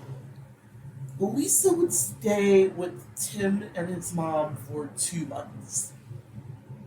Wow. Yes. She would move out right before Christmas of 1986. Tim's dad is like a super fancy real estate guy. Okay. Does business in Hong Kong, yada, yada, yada, yada, yada, yada. And right before the holidays, his dad was going to be doing some extended time in Europe or Hong Kong, one of the two. And since they were going to be gone for some months, Jane was going to have some relatives stay at their house, Mhm. like a vacation. Basically, Tim's family lets their extended family from the mainland use their house as a vacation home when they're going to be traveling for extended periods, Okay. right? So Christmas in Hawaii is a fantastic thing. I've done it before. It's great. And so since they were going to have family stay at their house, Mhm. Lisa couldn't stay in Tim and Jane's anymore. Okay. Yes. It'd be weird. So she had to go back to her own place. Yes. Great. Lisa moved out, and after she moved, one of Tim's cousins found one of Lisa's mini journals. I'm using the term journal kind of loosely Yeah. because she is journaling, but it's basically a series of notebooks. Yeah. Just plain notebooks. Mhm. When I think of journal, I think something very nice and fancy, Yeah. and that's not necessarily what he's finding, but that is what she's doing. She's finding like spiral notebooks. Yeah, she is journaling, but she's just got notebooks on notebooks on notebooks. Yeah. Right? Are we talking about those composition notebooks? Yeah, variations on that. Very 7. Yeah. Composition notebooks, spiral notebooks. Yeah. Whatever cheap school Yeah. supply you could She's find. not sentimental about this. She must write down her feverish thoughts immediately at the first notebook at hand. And she's a compulsive writer. Oh my god. It sounds like to leave one behind like that. She's almost like God damn it, what is that? It's like a disorder. It's kind of like an OCD thing. I think it's called hypergraphy, where people are like their compulsion is to write I believe it. constantly. Yeah. And I think it's like a cousin of OCD, That makes sense. some kind of way. It's a tick. Yeah, I was watching some documentary. I forget who murdered who, but it was a true crime thing. Yes. And this woman had passed away. They thought that she had been murdered. I think she eventually died of natural causes. Like she'd been mentally sick for a long time. Mhm. And she had hypergraphy, and their walls were just covered with her handwriting. Oh my god. Because after a while, her family quit buying notebooks or whatever, and just let her write on the walls. Wow. I would just buy more notebooks. But that's how they figured out that she wasn't murdered. Oh wow. Is that they literally read the writing on the walls. Is that the title? Is that the title of No, I don't remember what the title was, but I do remember this woman it? that they thought was a murder victim actually dying of natural causes. And they figured it out because they literally had to read the writing on the It's walls. so funny. It's so 'Cause weird. On the wall, she talked about her mental illnesses, how her family was helping her, how she didn't like writing constantly, but she couldn't help herself. Yeah. And so, like, she told her story all over the house, Yeah. and then her husband's off the hook. Hmm. But I feel like Lisa must have some version of that. Yeah. Maybe Because not she's- as obviously not as crippling. Right. Because like if you were just like going at it at the walls, Yeah. that's crippling. Yeah, but just as compulsive. Mm-hmm. She likes to go into the mountains and hike up to like a solitary place. Yeah. Right, which does sound lovely for anybody else. Create but her own world. Yeah, I don't want to write it in front of people. What if people actually see it? Exactly. I need to manifest quietly. So in the journal that Yes. Tim's cousin found, Lisa had outlined her entire plan to fake mental illness Oh and amnesia so that she could break up with Tim without any consequences. my god. What a weirdo. She wanted out. Then leave. No. Then he might be mad at her or think that she's a bad person or Oh just my be God. sad and brokenhearted. Oh. Jane. I don't know. What do you do with She doesn't want to this is a deal with pile of any. mess. She doesn't want this relationship, but she also doesn't want to deal with any kind of emotional fallout for leaving him. Mm, None. yeah. Which I can kind of understand a little bit. But the way she's going about Exactly. Because I don't know if you have, but I've been in relationships where everything seems to be going well, Mm-hmm. but I just don't feel right. Mm-hmm. Yeah. Just don't want to be there. I'm just not feeling it Yeah. for whatever reason. Mm-hmm. Person isn't doing anything wrong. Yeah. We're not fighting. It's not bad. It's not bad, Yeah. but I'm just not into it. Mm-hmm. And it is hard to break up with somebody in that situation. Yeah. But what do I do? 'Cause- It's not you, it's me. And it's in the Yeah. most sincere way possible. It's me. Yeah. And that's hard because you know you are going to hurt feelings. Yeah. For a person that you would generally care about and don't want to see injured. Yeah. So I can understand it, but this is extreme. Yeah. Extremely weird. Put on your big girl panties, just tell him thank you, but no. Yeah. And get the fuck out. Yes. You do not fake mental illness and amnesia Right? to avoid the negativity of a breakup. Oh my god. You crazy, leather-bound bitch. Yes. Leather bound. She She is. She's leathery. That's awesome. There are sections of the journal that laid this plan out like a play. Oh wow. Like she had it written out like in chapters Oh my god. and steps and how to react. If he does this, I'm gonna do that. Ooh. Anticipating people's That is reactions. so psychotic. What she would do when she had to reintroduce herself to friends. Oh my god. Stuff like that. She planned it out and followed it to the letter. Wow. She may have ad-libbed some conversations, I mean, she would have to. but I don't believe she could actually predict people's behavior. she basically followed her plan to the T. But at this point, it almost didn't matter. I mean, Tim is upset, you know, Mm-hmm. because this is fucking weird and it's disturbing. Yes. But to be honest, Tim, his family, and his friends were long since starting to grow suspicious of Liysa Mm-hmm. and her crazy. Yes. And since nobody had been hurt, I mean, yes, Tim is upset. He's brokenhearted. Mm-hmm. He's bitter. Yeah. But like, He's been through it. but nobody's hurt. Yeah. Nobody's physically hurt. She's not stolen anything. Mm-hmm. She's not been violent. So he's kind of just glad to be rid of her. Yeah. Good for you, dude. Later, Liysa would tell Tim that she felt that her childhood epilepsy Yes. had caused the break from reality. Ah, how convenient. Because the medication Mm-hmm.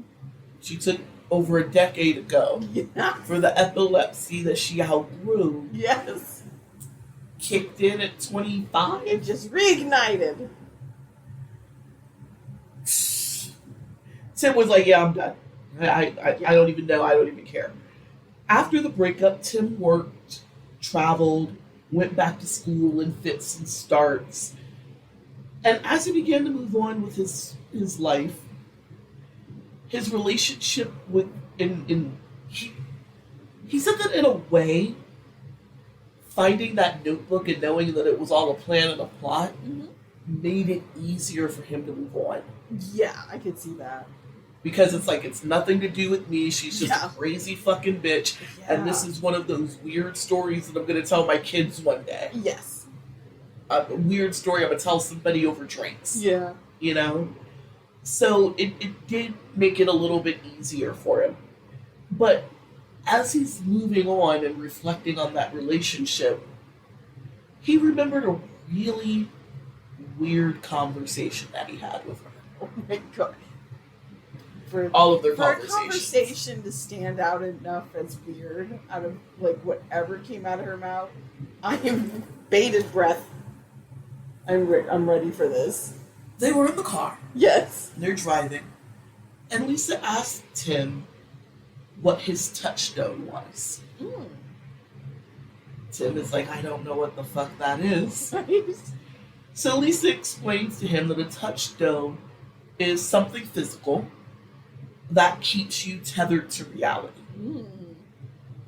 Could be anything, Yeah. but it's called a touchstone. And she wanted to know what Tim's was. He was like, I don't have that problem. Right? So I've never drifted away. Why would I need to? I don't need that. I'm Yeah. pretty much Earthbound. live in our shared Yes. reality. Mm-hmm. I daydream from time to time, but that never crosses over into our shared human reality Yeah. so much that I need to look at a cup or something to make Right? sure Yeah. that I am still in our shared reality. Yeah. No, This isn't Inception. no, I don't need that. Yeah. But thank you for playing. Yeah. Psycho. And in the end, he was like, "Oh yeah, she was nuts." Yeah. That is very concerning. Ask me how long they were together. Oh my god. How long were they together? 10 months. Ooh. That is a roller coaster. 10 months of straight insanity Yes. and amnesia.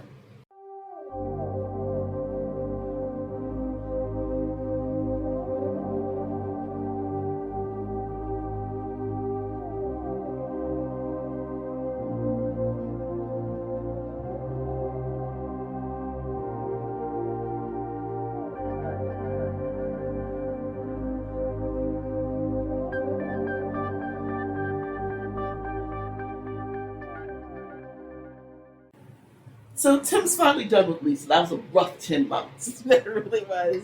That was, Tim, holy shit. it's like, who does that? It was your turn. You got through this.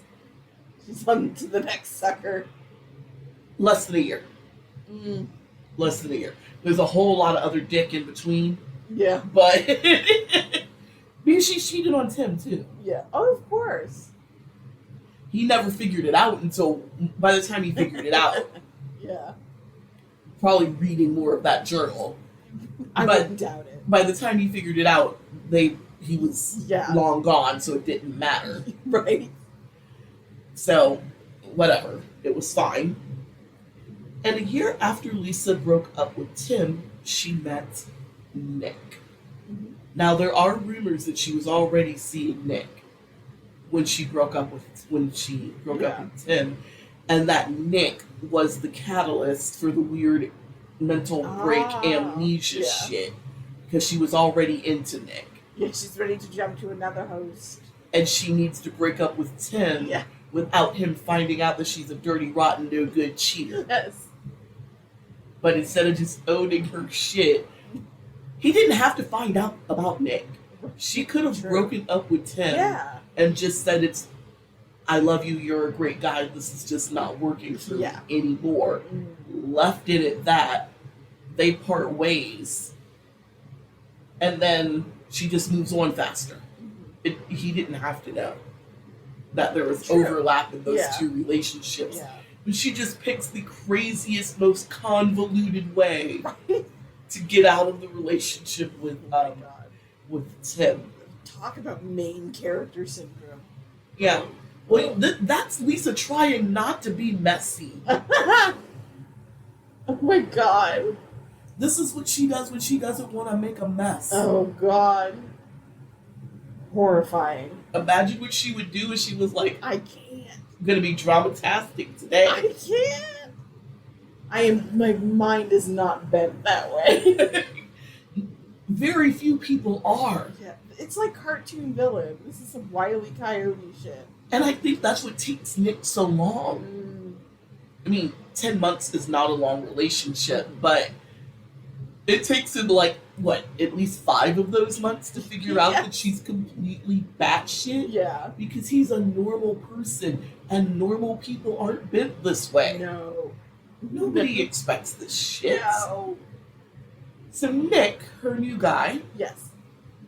was a surf and underwater photographer who was locally world famous throughout the Hawaiian Islands. Cool. He's actually very, very talented. Mm-hmm. Picture books, Oh, the cool. whole night.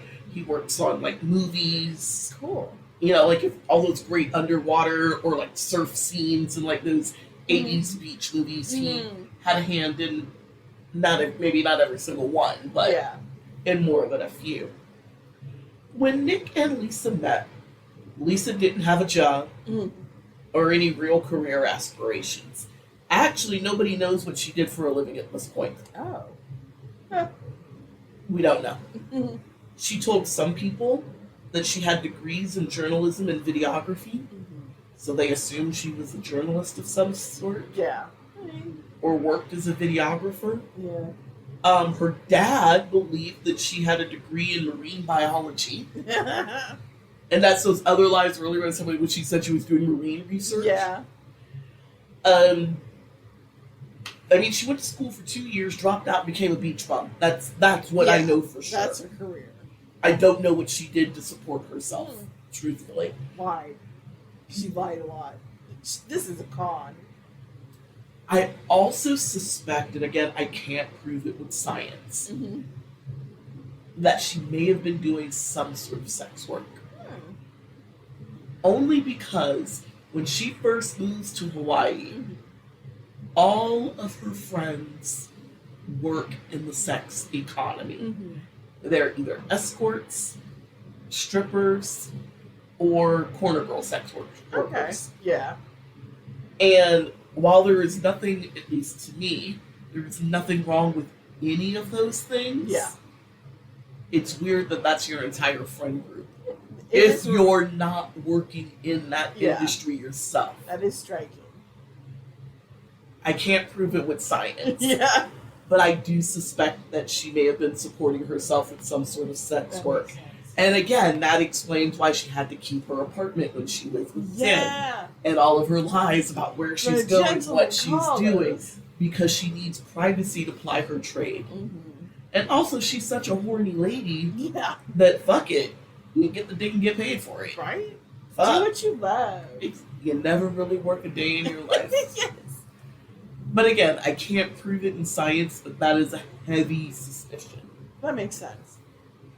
So, since they were dating and Liysa loved being in the ocean, beach life, all that kind of jazz, it was a natural fit for Nick to take his new girlfriend under his wing and teach her the ways of surf photography. Yeah, makes He- sense. Took her on as an apprentice. Yeah. And Lisa's a natural. She's got a great eye. Mm. Some of her photographs are still in one of the airports in Hawaii. Oh, wow. Nick's as well. Oh, And I'll probably repeat myself later, but they did a whole picture book together wow. of surf and underwater photography that, unless it went out of print, you can probably still buy it at like airports in Hawaii. Yeah. You can probably still get it. Unless, because of all this bullshit, Yeah. they're like, let's not publish that anymore, Yeah. shall we? But they did really well for themselves as surf and underwater photographers. Wow. She starts as his apprentice, and eventually she's going on jobs with him, and she starts developing her own reputation. Wow. She's not as good as Nick, but she's no slouch. And I have heard her photos are beautiful. In 1989, Liysa made it back to the mainland for her high school reunion. Mm-hmm. And when she arrived at the reunion, it was very different. Lisa's not the girl that they grew up with. Yeah. I mean, leathery green hair aside, I know. right? The sweet, mellow athlete that they had once known had turned into a wild child that was ready to party all night long, all night, all night. Oh. So I love that it's different. Yeah. It's cool, but it's different. song. While at the reunion, Liysa cheated on Nick with an old high school boyfriend named Kevin. Of course, because you gotta. Why go on a trip if you're not gonna have a little treat and Ooh. cheat? Ooh, is that Dick? Nobody told me Dick was on the menu. Girl, I you know have exactly what I like. Bring Me too. Ooh, I'm going back for seconds. It's a buffet. So for Kevin, the encounter was pretty much a drunken one-night stand over the punch bowl. Yes. Nothing more, nothing less. And of course, Lisa reads or imagines way too much into that. Of course. She wrote in her journal that she blamed her mother for ruining what could have been with Kevin. Oh my God. You see, right before they graduated high school, she wrote Kevin a long-ass letter. No doubt. Telling him everything that she felt and how hard her life was and how she couldn't wait to be with him and all this other shit. Yeah, sure. Her mother suspected that Lisa was on the verge of escape. And so, instead of letting her daughter be free to fly, Yes. Sharon went to the family mailbox and took the letter Dun, dun, dun. to ensure that Kevin would never read it. And because Kevin never got the letter, he assumed that him and Lisa were done. Oh my God. Because she never came for him. Yeah. And he moved on with his life. And now they are stuck with the specter of what could have been. Sharon, you bitch. Man. Oh. What a weirdo. So, now that they fucked, Yes. she writes a new letter. Okay. Oh God. Oh. In this letter, Lisa told Kevin that she had wanted so desperately to be with him and get out of her mother's house, but she couldn't do it alone, and that's why she needed him. Oh my God. But then her mother sabotaged the relationship by taking the original letter, and she married her first husband strictly as a means of escape. Oh my God. And now, when all of that was behind them, Lisa and Kevin could finally be together the way they were always meant to be. Finally, my love. Our time has come. Kevin is married with children of his own. He is not trying to blow up his life over a high school drunk punch fuck. Yeah. He's reading this shit like, what is her problem? Yeah. She's about to marry Nick. Oh my God. Her and Nick are engaged. Yeah. And she's trying to blow up her life and his. She's bored. She needs a little thrill. And Lisa was hoping that now that her and Kevin had had this encounter, this would be the time that Kevin would stay true to his word. Oh God. And save her. Oh my God. I don't know what he's saving her from, but she needs to be Don't saved. you remember? Don't you remember? I'm not even going to bother to fill in what this is. Just know that you promised to save me, and now I'm calling. This is your role in my fantasy. How do you like how it fits? Try it on. Let's retighten it. I feel like Kevin was like, oh, I have got to get back to Iowa. I have got to go. Yes. I feel like Kevin just moved to a different small town. Yeah.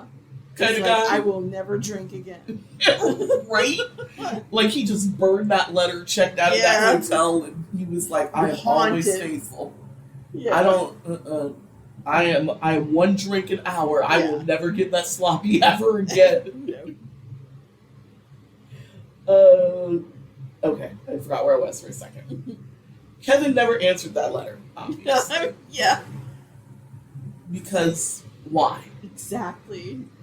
Lisa, since Kevin never answered, because he's not crazy. Exactly. You leave crazy alone. Lisa and Nick would get married later in 1987, and the marriage would ultimately last for 9 years and produce one son. Oh my God.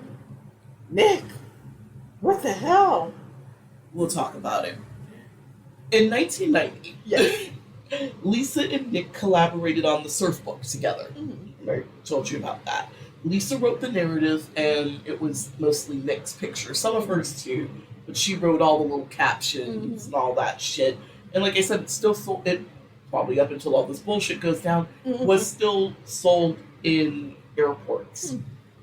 And in her dedication, Lisa thanked her new husband, Tim, the lifeguard. Oh my god. Lisa hadn't spoken to this lifeguard in like 5 years. Thank you for everything. Yeah. Wow. Yeah. Ooh.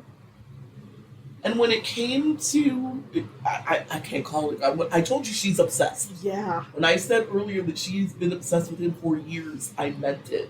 Good God. Like, they've got a handful of mutual friends. Oh my God. And they might see each other on occasion socially. Yeah. But they have had no meaningful contact in years. My day will come. My prince will come. Everything. Yes. We'll share the joy. Your dick and me again. Like, yeah, that's... Innocent. Weird. So weird. But when it came to running their photography business, Lisa and Nick are a great team. He is incredibly talented as a photographer. She is a natural at this and is quickly catching up. In all of the documentaries and everything that I did for this, and well, she makes, and some of the documentaries too, they make a lot of hay about the fact that Lisa was so consumed with helping Nick and running the photography business that she wasn't a good wife. Okay. In the traditional sense. Yeah. She very rarely cooks. She can cook, she just doesn't. Yeah. She doesn't clean. And any house that her and Nick share together seems to be a little bit of organized chaos. Anne Rule and a lot of these other writers and documentarians put a lot of value judgment on that. Well, they are people of a certain age. I don't. It's fine. Yeah. You know? But Nick was not bothered by it. Yeah. But while Lisa was a horrible housewife, which, whatever, she was also a horrible nag.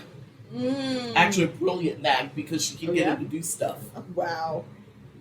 Dude, even on their wedding day, Lisa was nagging Nick about this and that. I want this, do that, do this, do that. Nick generally let Lisa have her way and let her nagging roll off his back. He's actually a very, very chill guy. He is not a native Hawaiian. I forget the name in Hawaiian for like non-native people that live on the island and just assimilate into life. There's a word for it. But for all intents and purposes, he's a real chill, good-natured guy that just doesn't take her nagging particularly seriously. So he lets a lot of it roll off his back. And eventually he just developed selective hearing like a cat. And just was able to tune her out. Good for him. When they got married, Lisa wanted Nick to dump all of his old friends. Oh. Ooh. No friends for you. Red flag! Very. I mean, he's already, like, gotten a bushel of them. But dang. Yeah. It doesn't necessarily work like he does still have friends, but he definitely curtails how much time he spends with them. Yeah. She nagged him into getting a tattoo of her name on his arm so that he would have a constant reminder that he is a married man. Oh my God. Yeah, forget that ring. So wait, my question is, are you getting one to remind you that you should get like a full body Nick tattoo? like you should have like his face on one titty. Yeah. and his name on the other titty, his name across your neck, his name on your forehead, Amber Rose style, Oh my God, right? on your arm, like his family crest. Like, you need to be reminded that you're a married woman. Yes, constantly. A lot. Yeah. You need reminders of marriage, bitch. Yeah. She cheats on Nick too. Of course. Like, duh. All couples, they would argue on occasion. No big deal. And when an argument broke out, Nick usually just let Lisa have her way because, one, he wants peace in their home. Yeah. Two, he knows his wife, and once she fixates on something, he's never going to hear the end of it. Oh God. Because she'll just fixate. And she'll Yeah. just nitpick at it forever and ever God, that's so And ever- intolerable. and ever, and he will never know a moment's rest. God. Leave her. So he would, a lot of times, he would fight her, Mm-hmm. but eventually he would be pressed enough to be like, fine. Yeah. Fun fact, Nick and the lifeguard are also friends. No. Oh my God. Like, they were sort of the mutual friend group. Yeah. Like, they weren't like super besties. Yeah. But they knew each other socially. They had gone fishing together Yeah. on occasion, had some drinks and stuff. Still, the way she finds, like, I know it's a small town kind of thing, but still, I feel like she's just finding ways to, like, just get closer to the guy. Unlike Tim, Nick is not bothered by his wife's constant longing for another man. I don't know why that doesn't bother him, but it doesn't. It just doesn't. I feel like, Nick, you're too chill at this point. Yeah. You're too chill. Yeah. Is it Quaalude, sir? Like, This is what? very suspiciously chill. Yeah. Like, honestly, what edibles are you on? Because I Right. want to know. Like, I want some of that. Yeah. Whatever that is, I might want a little taste Yeah. of it. Because that is relaxed. It truly. Maybe he's relieved. Like, maybe she'll leave me for him. You don't want her. Oh, man. As the years with Nick passed by, Lisa became obsessed with real estate and owning property. Okay. All right. It's weird. Nobody can understand why. Yeah. She She just gets these notions. yeah, all this time, Mhm. she's never showed any interest in real estate Yeah. or being a landowner. Yeah. Now she's like consumed by it. Weird. She wants to buy all the property all of the time. Mm.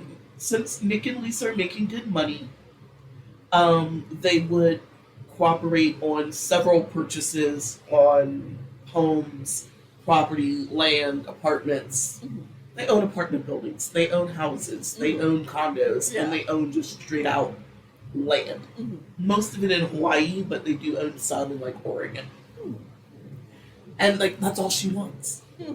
Property, property, property, property, property. Weird. Nick does not think they need all this property. That's why I said he cooperated, Yeah. and they bought several homes together. Mhm. In 1991, Lisa and Nick welcomed their only son, Aukai, Aukai, Aukai, into the world. Hmm. Yay, Lisa. Lisa loved being pregnant, and she loved being a mom even more. She's definitely a crunchy mom. Yes. He will nurse until he tells her he's ready to stop. Mhm. Translation, she lets it go on a little too long and it starts getting weird. Yes. She doesn't go as far as like Reese Witherspoon baby feeding him, like Yeah. feeding him like well, Reese Witherspoon said she fed her kids like a bird. Yeah. There's a couple of them. What they call attachment parenting. Yeah, she maybe didn't go that far, but she definitely is a crunchy mom. All natural, Yeah. everything as she can get it. Everyone who knew Lisa and the family would later say that Lisa was an excellent mother whose love for her son knew no bounds. I'll give her that. Yeah. I'll let her have I it. never dispute that until you give me evidence. Like, sometimes I will dispute it, but right? but But usually there's like bruising to justify it. right, or Yeah. like, oh no, you can't live there. You can't live like Yeah. that. But the mental and financial requirements of being a mom didn't deter Lisa from her quest to acquire as much real estate as humanly possible. Mm. Mm. By this time, Lisa is 29. She already owns several houses and apartments. Yeah. And in fact, their last real estate purchase, they bought another home. So they own like 4 homes, Yeah. 2 apartment buildings, That's a decent portfolio. and like acreage. Yeah. They own all sorts of weird land. Mm-hmm. So in their last home purchase, Nick had to actually go to his parents to co-sign on the loans because Yeah. they're getting tapped out. The home that they purchased was right next door to Tim's mom, Jane. Oh my god. Yeah, bought the pad next door to Jane. There's some sort of crazy involved in that purchase. I know. It's like, I'm done with you, but I'm going to keep an eye on you. I need a footprint near you. That and she just really enjoyed that neighborhood. Yeah, that makes sense. People were very kind to her Mm. when she was there, even though they were like, "This is weird," and I don't really think she has amnesia. Yeah. People were very nice to her during that they time. just kind of went with it. Yeah. So I think she just liked that neighborhood Yeah. and the people in it. And she's such a weirdly entitled person Yeah. that she doesn't understand or doesn't care or both how awkward it is to buy the home next door Yeah. to your ex-boyfriend's childhood home Yeah. where his parents It's still yeah. live. It's unhinged a little bit. It's yeah. Of But that wasn't enough. course not. Now Lisa's demanding that Nick sell some of their property in Hawaii so they could buy a ranch in Oregon. Oh boy. The problem is, Nick didn't want to sell. They got a good portfolio. Mm-hmm. They're bringing in well over 10K per month doing photography stuff. Yeah. Nick's probably making a little closer to 15 Mm-hmm. because he is the veteran, Yeah. the better of the two. But she's bringing in pretty close to 10 herself. They are making a very nice living. Mm-hmm. But the constant chase for real estate is bringing their family to the brink of financial disaster. Oh my god. They're doing well, but they're not doing so well that you can keep throwing hundreds of thousands of dollars at Yeah. properties that you're not living in, Yeah. you're not renting, Oh. and they're just sitting. Oh. She just wants them. And she doesn't want anyone to live in them. Occasionally they'll take a renter or something, Yeah. like Nick will talk her into being like, hey, you wanted this building. Yeah. But she wants it at her disposal. Right. Yeah. It's more it's like a collection. Only with real estate. Oh my god. Yeah. And all of these things have maintenance, property Yeah. tax. Yeah, you gotta put it to work. Yeah. So on occasion, Nick would be able to talk her into taking in a renter or something, and that would last a few months. Mhm. But ultimately, she would get tired of it. Weird. And as, Ladies. Ugh. and as far as I know, she never forced anybody out. Yeah. But at the same time, if that lease was only for 6 months, she's Okay. like, I'm not renewing. Mm. Okay. Because it's more about just having it for herself. Mm-hmm. So selfish. But, like I said, Nick doesn't want to sell. He wants to make these properties work for them. Also, he had no desire to move to the mainland. Yeah. He wants to stay where they're at in Yeah. Hawaii. 2, some of the property that she wanted to buy, this acreage, had like cows and shit on it. He's a fucking surf photographer. He is not a rancher. What Yeah. the fuck is he gonna do Exactly. with 300 acres and 50 head of cattle? Yeah. Start taking pictures of cows? No. No, I'm sure he could, and the photos would be lovely. Yeah. But he's a surf photographer. Exactly. But Liysa was determined. She needed this land, Jeannie. Like her next breath. Like, she wants to have enough land in Oregon to build a retreat, or maybe a school, Oh my Ooh, God. or a spa. Oh my God. Ooh, whatever she decides to build, it's going to focus on healing emotionally damaged women like myself. This is how I'm going to give back. That's a bit of insight. Any emotional damage that she did, I firmly believe she did it to herself. Yep.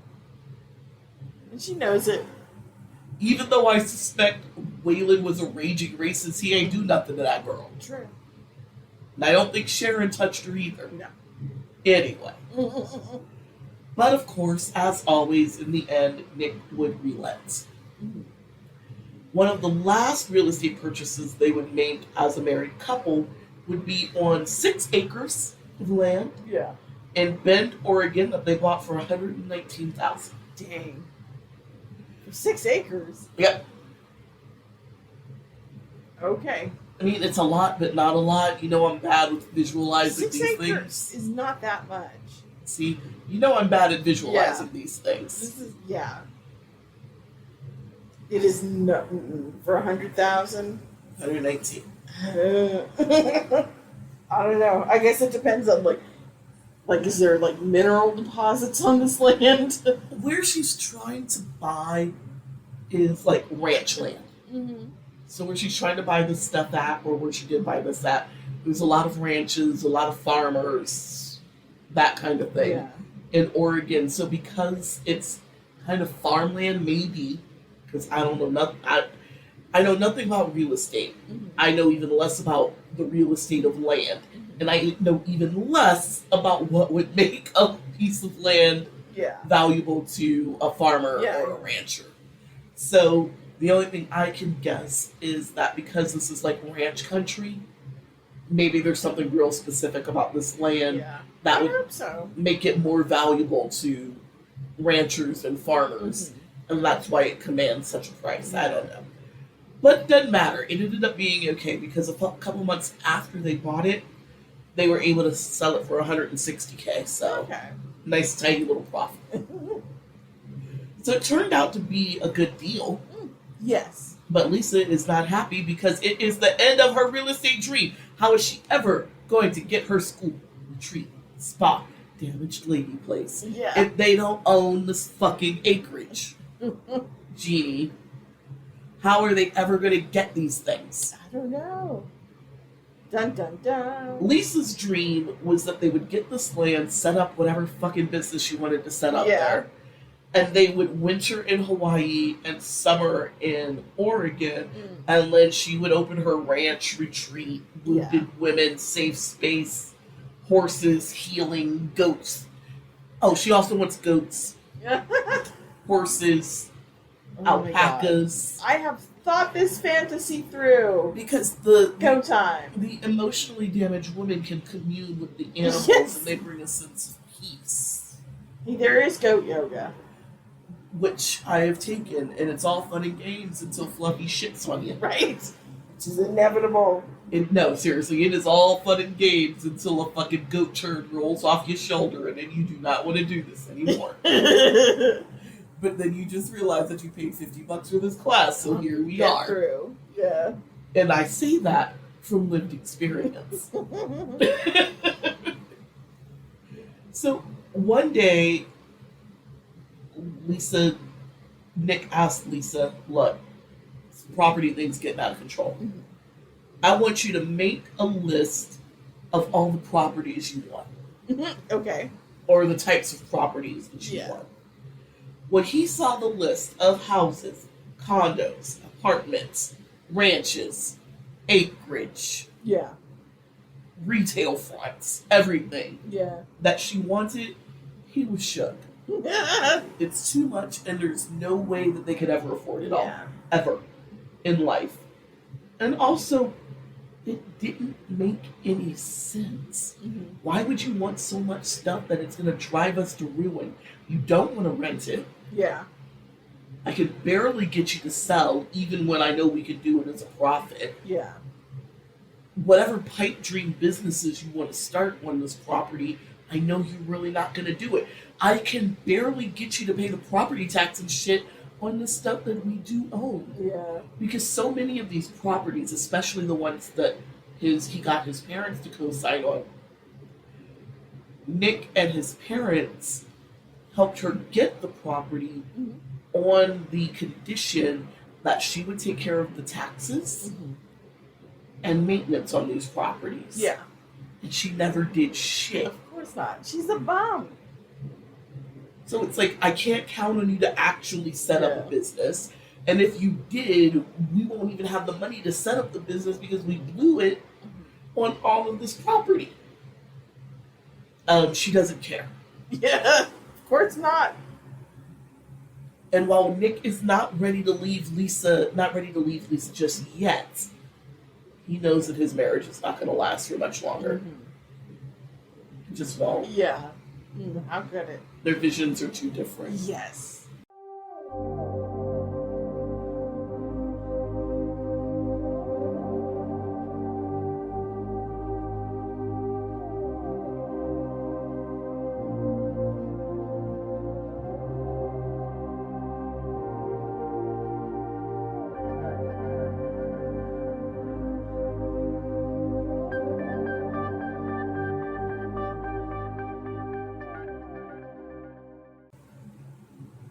Nick knows it's not going anywhere, Mm-hmm. or the relationship's going to end eventually, Yes. because their visions for the future Yeah, are very, very different. and hers are delusional. Yeah. I don't know what his visions are, Oh, but they're of the earth. I know that. yes, they're fairly grounded Yeah. in reality. So by 1993, Liysa was getting bored with Nick, Mm. and with each passing day, she grew more and more resentful over his unwillingness to support her real estate dreams. Yeah. I'm a woman of property. If you love me, you'll Right? just bankrupt yourself and buy me every house on the Yeah. island and a ranch. I'm worth it. And that's when she started reminiscing about Tim. Oh. Tim. And she started thinking, you know, her sex life with Nick is kind of bullshit. Remember, she needs a piece of the D every day. True. Now, whether or not she's getting it every day, because Yeah. now they have a kid and stuff like that, and that just complicates things. Yeah. Don't know. Well, she might be getting it every day, just not from her husband. True. So she could still be getting it every day, just not at home. And so she's decided that her life with Tim was more fulfilling in the bedroom. Mm-hmm. And so she starts writing a mantra in her journals. I hate my husband. Over and over. I mean, it's some Shining level shit. Oh my god. Like pages and pages and pages and pages of I hate my husband, I hate my husband, I hate my husband, I hate my Oh my husband. god. She's like Jack Nicholson in The Shining. Basically. She became convinced that Nick had no real sense of spirituality or purpose. And that he was sabotaging her dreams. Mm-hmm. It's all about the sabotaging. Yeah. Sabotaging. Once on a shoot, Nick forgot to bring one of her cameras, and she swore he did it on purpose. Yeah, of course. And it made her murderously mad. She didn't kill anybody, but she thought about it. But instead of killing Nick, Liysa focused her energy on getting back with Tim, because that's where her heart truly needs to be. Yeah, okay. Poor Tim. Now, Tim wants nothing to do with this bitch. Nothing. No, he's learned. No. No, sir. No, ma'am. Put away them tits you selling. Yeah. I don't want no tits. I don't want no puss. Yeah. Take your leathery book-bound ass over there. Yeah. Because I don't want it. Crazy, crazy effort. So Tim rejects her. Yes. And Lisa tries reaching out to Kevin, the guy from high school with the letter that they hooked up with over the punch bowl, and he refused to blow up his life for her, and he's probably been stone sober ever since. That didn't quite work out because he just didn't reply to her. We're gonna talk more about it in a second, but she gets persistent with Kevin, but we'll get there. And then, of course, she reaches out to the lifeguard. Of course, a true love. I've got to check in on my true love. But nobody's going to blow up their life for this bitch. God, no. These are both married men with children. Whatever little bit they had with her, and whatever is in her mind, does not matter. They are exercising free will. Yeah. And they do not want her. And she's mad because it's like being rejected by 3, count them, 1, 2, 3 men that she feels she had or could have under her thumb. Yeah. Especially Tim. Drove her into a depression. Good. Like a deep spiraling depression. Oh, wow. Like she could barely get out of bed for a few weeks. She is crazy. Well, duh. I think Tim bothered her especially. Like, she's not over Kevin. No. And she's never going to be over the lifeguard. No. But in a fucked up way, she's used to being constantly rejected by them. Yeah. Like, Tim's rejection is new. This is someone she had down pat, and now he doesn't want her, and now it's driving her crazy. Now she wants him. Right. Maybe that's her thing. It's like once you reject her, she's in love. Maybe that's it. If you really want to be with her, she will get bored of you. Maybe. Because I want you to want me. Yes. I need you to need me. I'm begging you to beg me. Yeah. That is a great song. It is. It's heroin-induced, but it's great. I love it. So now Lisa's depressed, and she hasn't gotten out of bed in weeks, and she has convinced herself that she has cervical cancer. Why not? For reasons. Yeah. And then Veruca wants cervical cancer now. Like, what the? I want property. I want cancer. She's so weird. It's weird. I want Tim. Like, this is right up here with, like, I must be adopted because I've got brown eyes and my dad has blue eyes or whatever. Like, it's right up there with that. Yeah. That I could kind of... But this had, like, on one hand, she had the excuse of being a dumb teenager. I think she might have been a little bit younger than that. Let's say junior high. But now she's like, this is an adult. She's 30-something with a child. Mm-hmm. And she's like, what? Right? And now she has convinced herself that she's got cervical cancer. So in a last-ditch effort to get Kevin's attention, she ain't given up yet. So she wrote Kevin a weird-ass letter. Yeah. And in this letter, she reminded Kevin of a promise that he had made to her, maybe. Who knows? During their one-night stand, to give her 2-year-old son a job when he became a teenager. Okay. Weird. And because she's sick with cancer and loaded with morphine, she wants to get together to talk about the logistics of the arrangement for the job that Kevin has promised her baby in what, 12 years? Yeah. Because she's dying or something, and she may not live to see Kevin follow through with the agreement. Okay. I do not think there was an agreement. Oh God, no. No way. I do not Who would think make there was such an agreement? No one. Exactly. No one. She also told Kevin that she had sacrificed her happiness with him because she wasn't worthy of his love. Yup. Okay. He's not Tragedy. worthy. Tragedy. God. And Just the now, lengths she'll go to for a little attention. now that she has cancer and she's on morphine, Yes. she's now uninhibited enough to truly confess how she feels.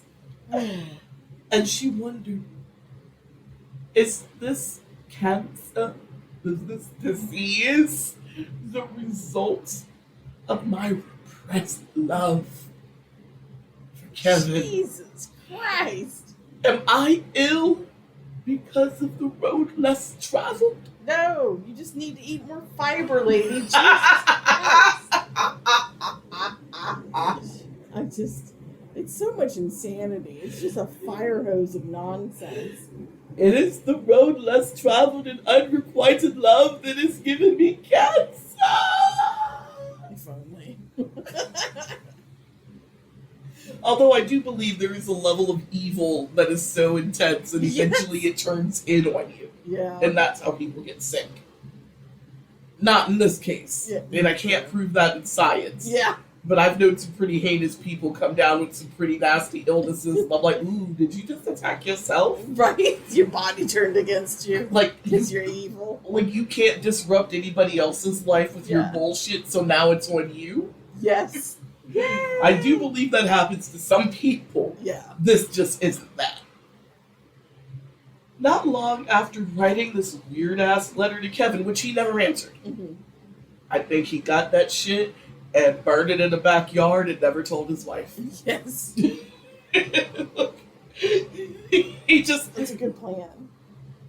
He got it and left it in his car and waited until the wife and kids were gone so he could burn it in the garbage can in the backyard because he doesn't need anybody to know about this.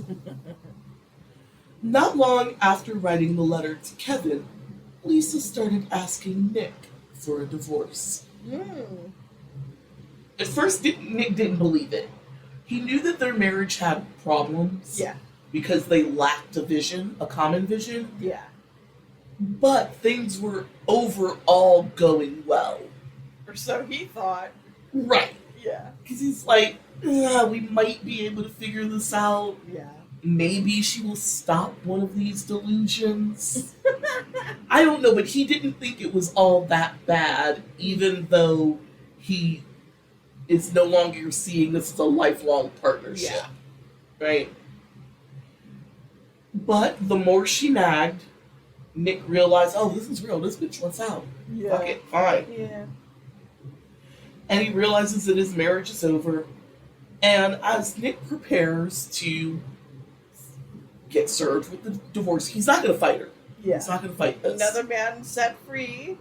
Free, free, set them free.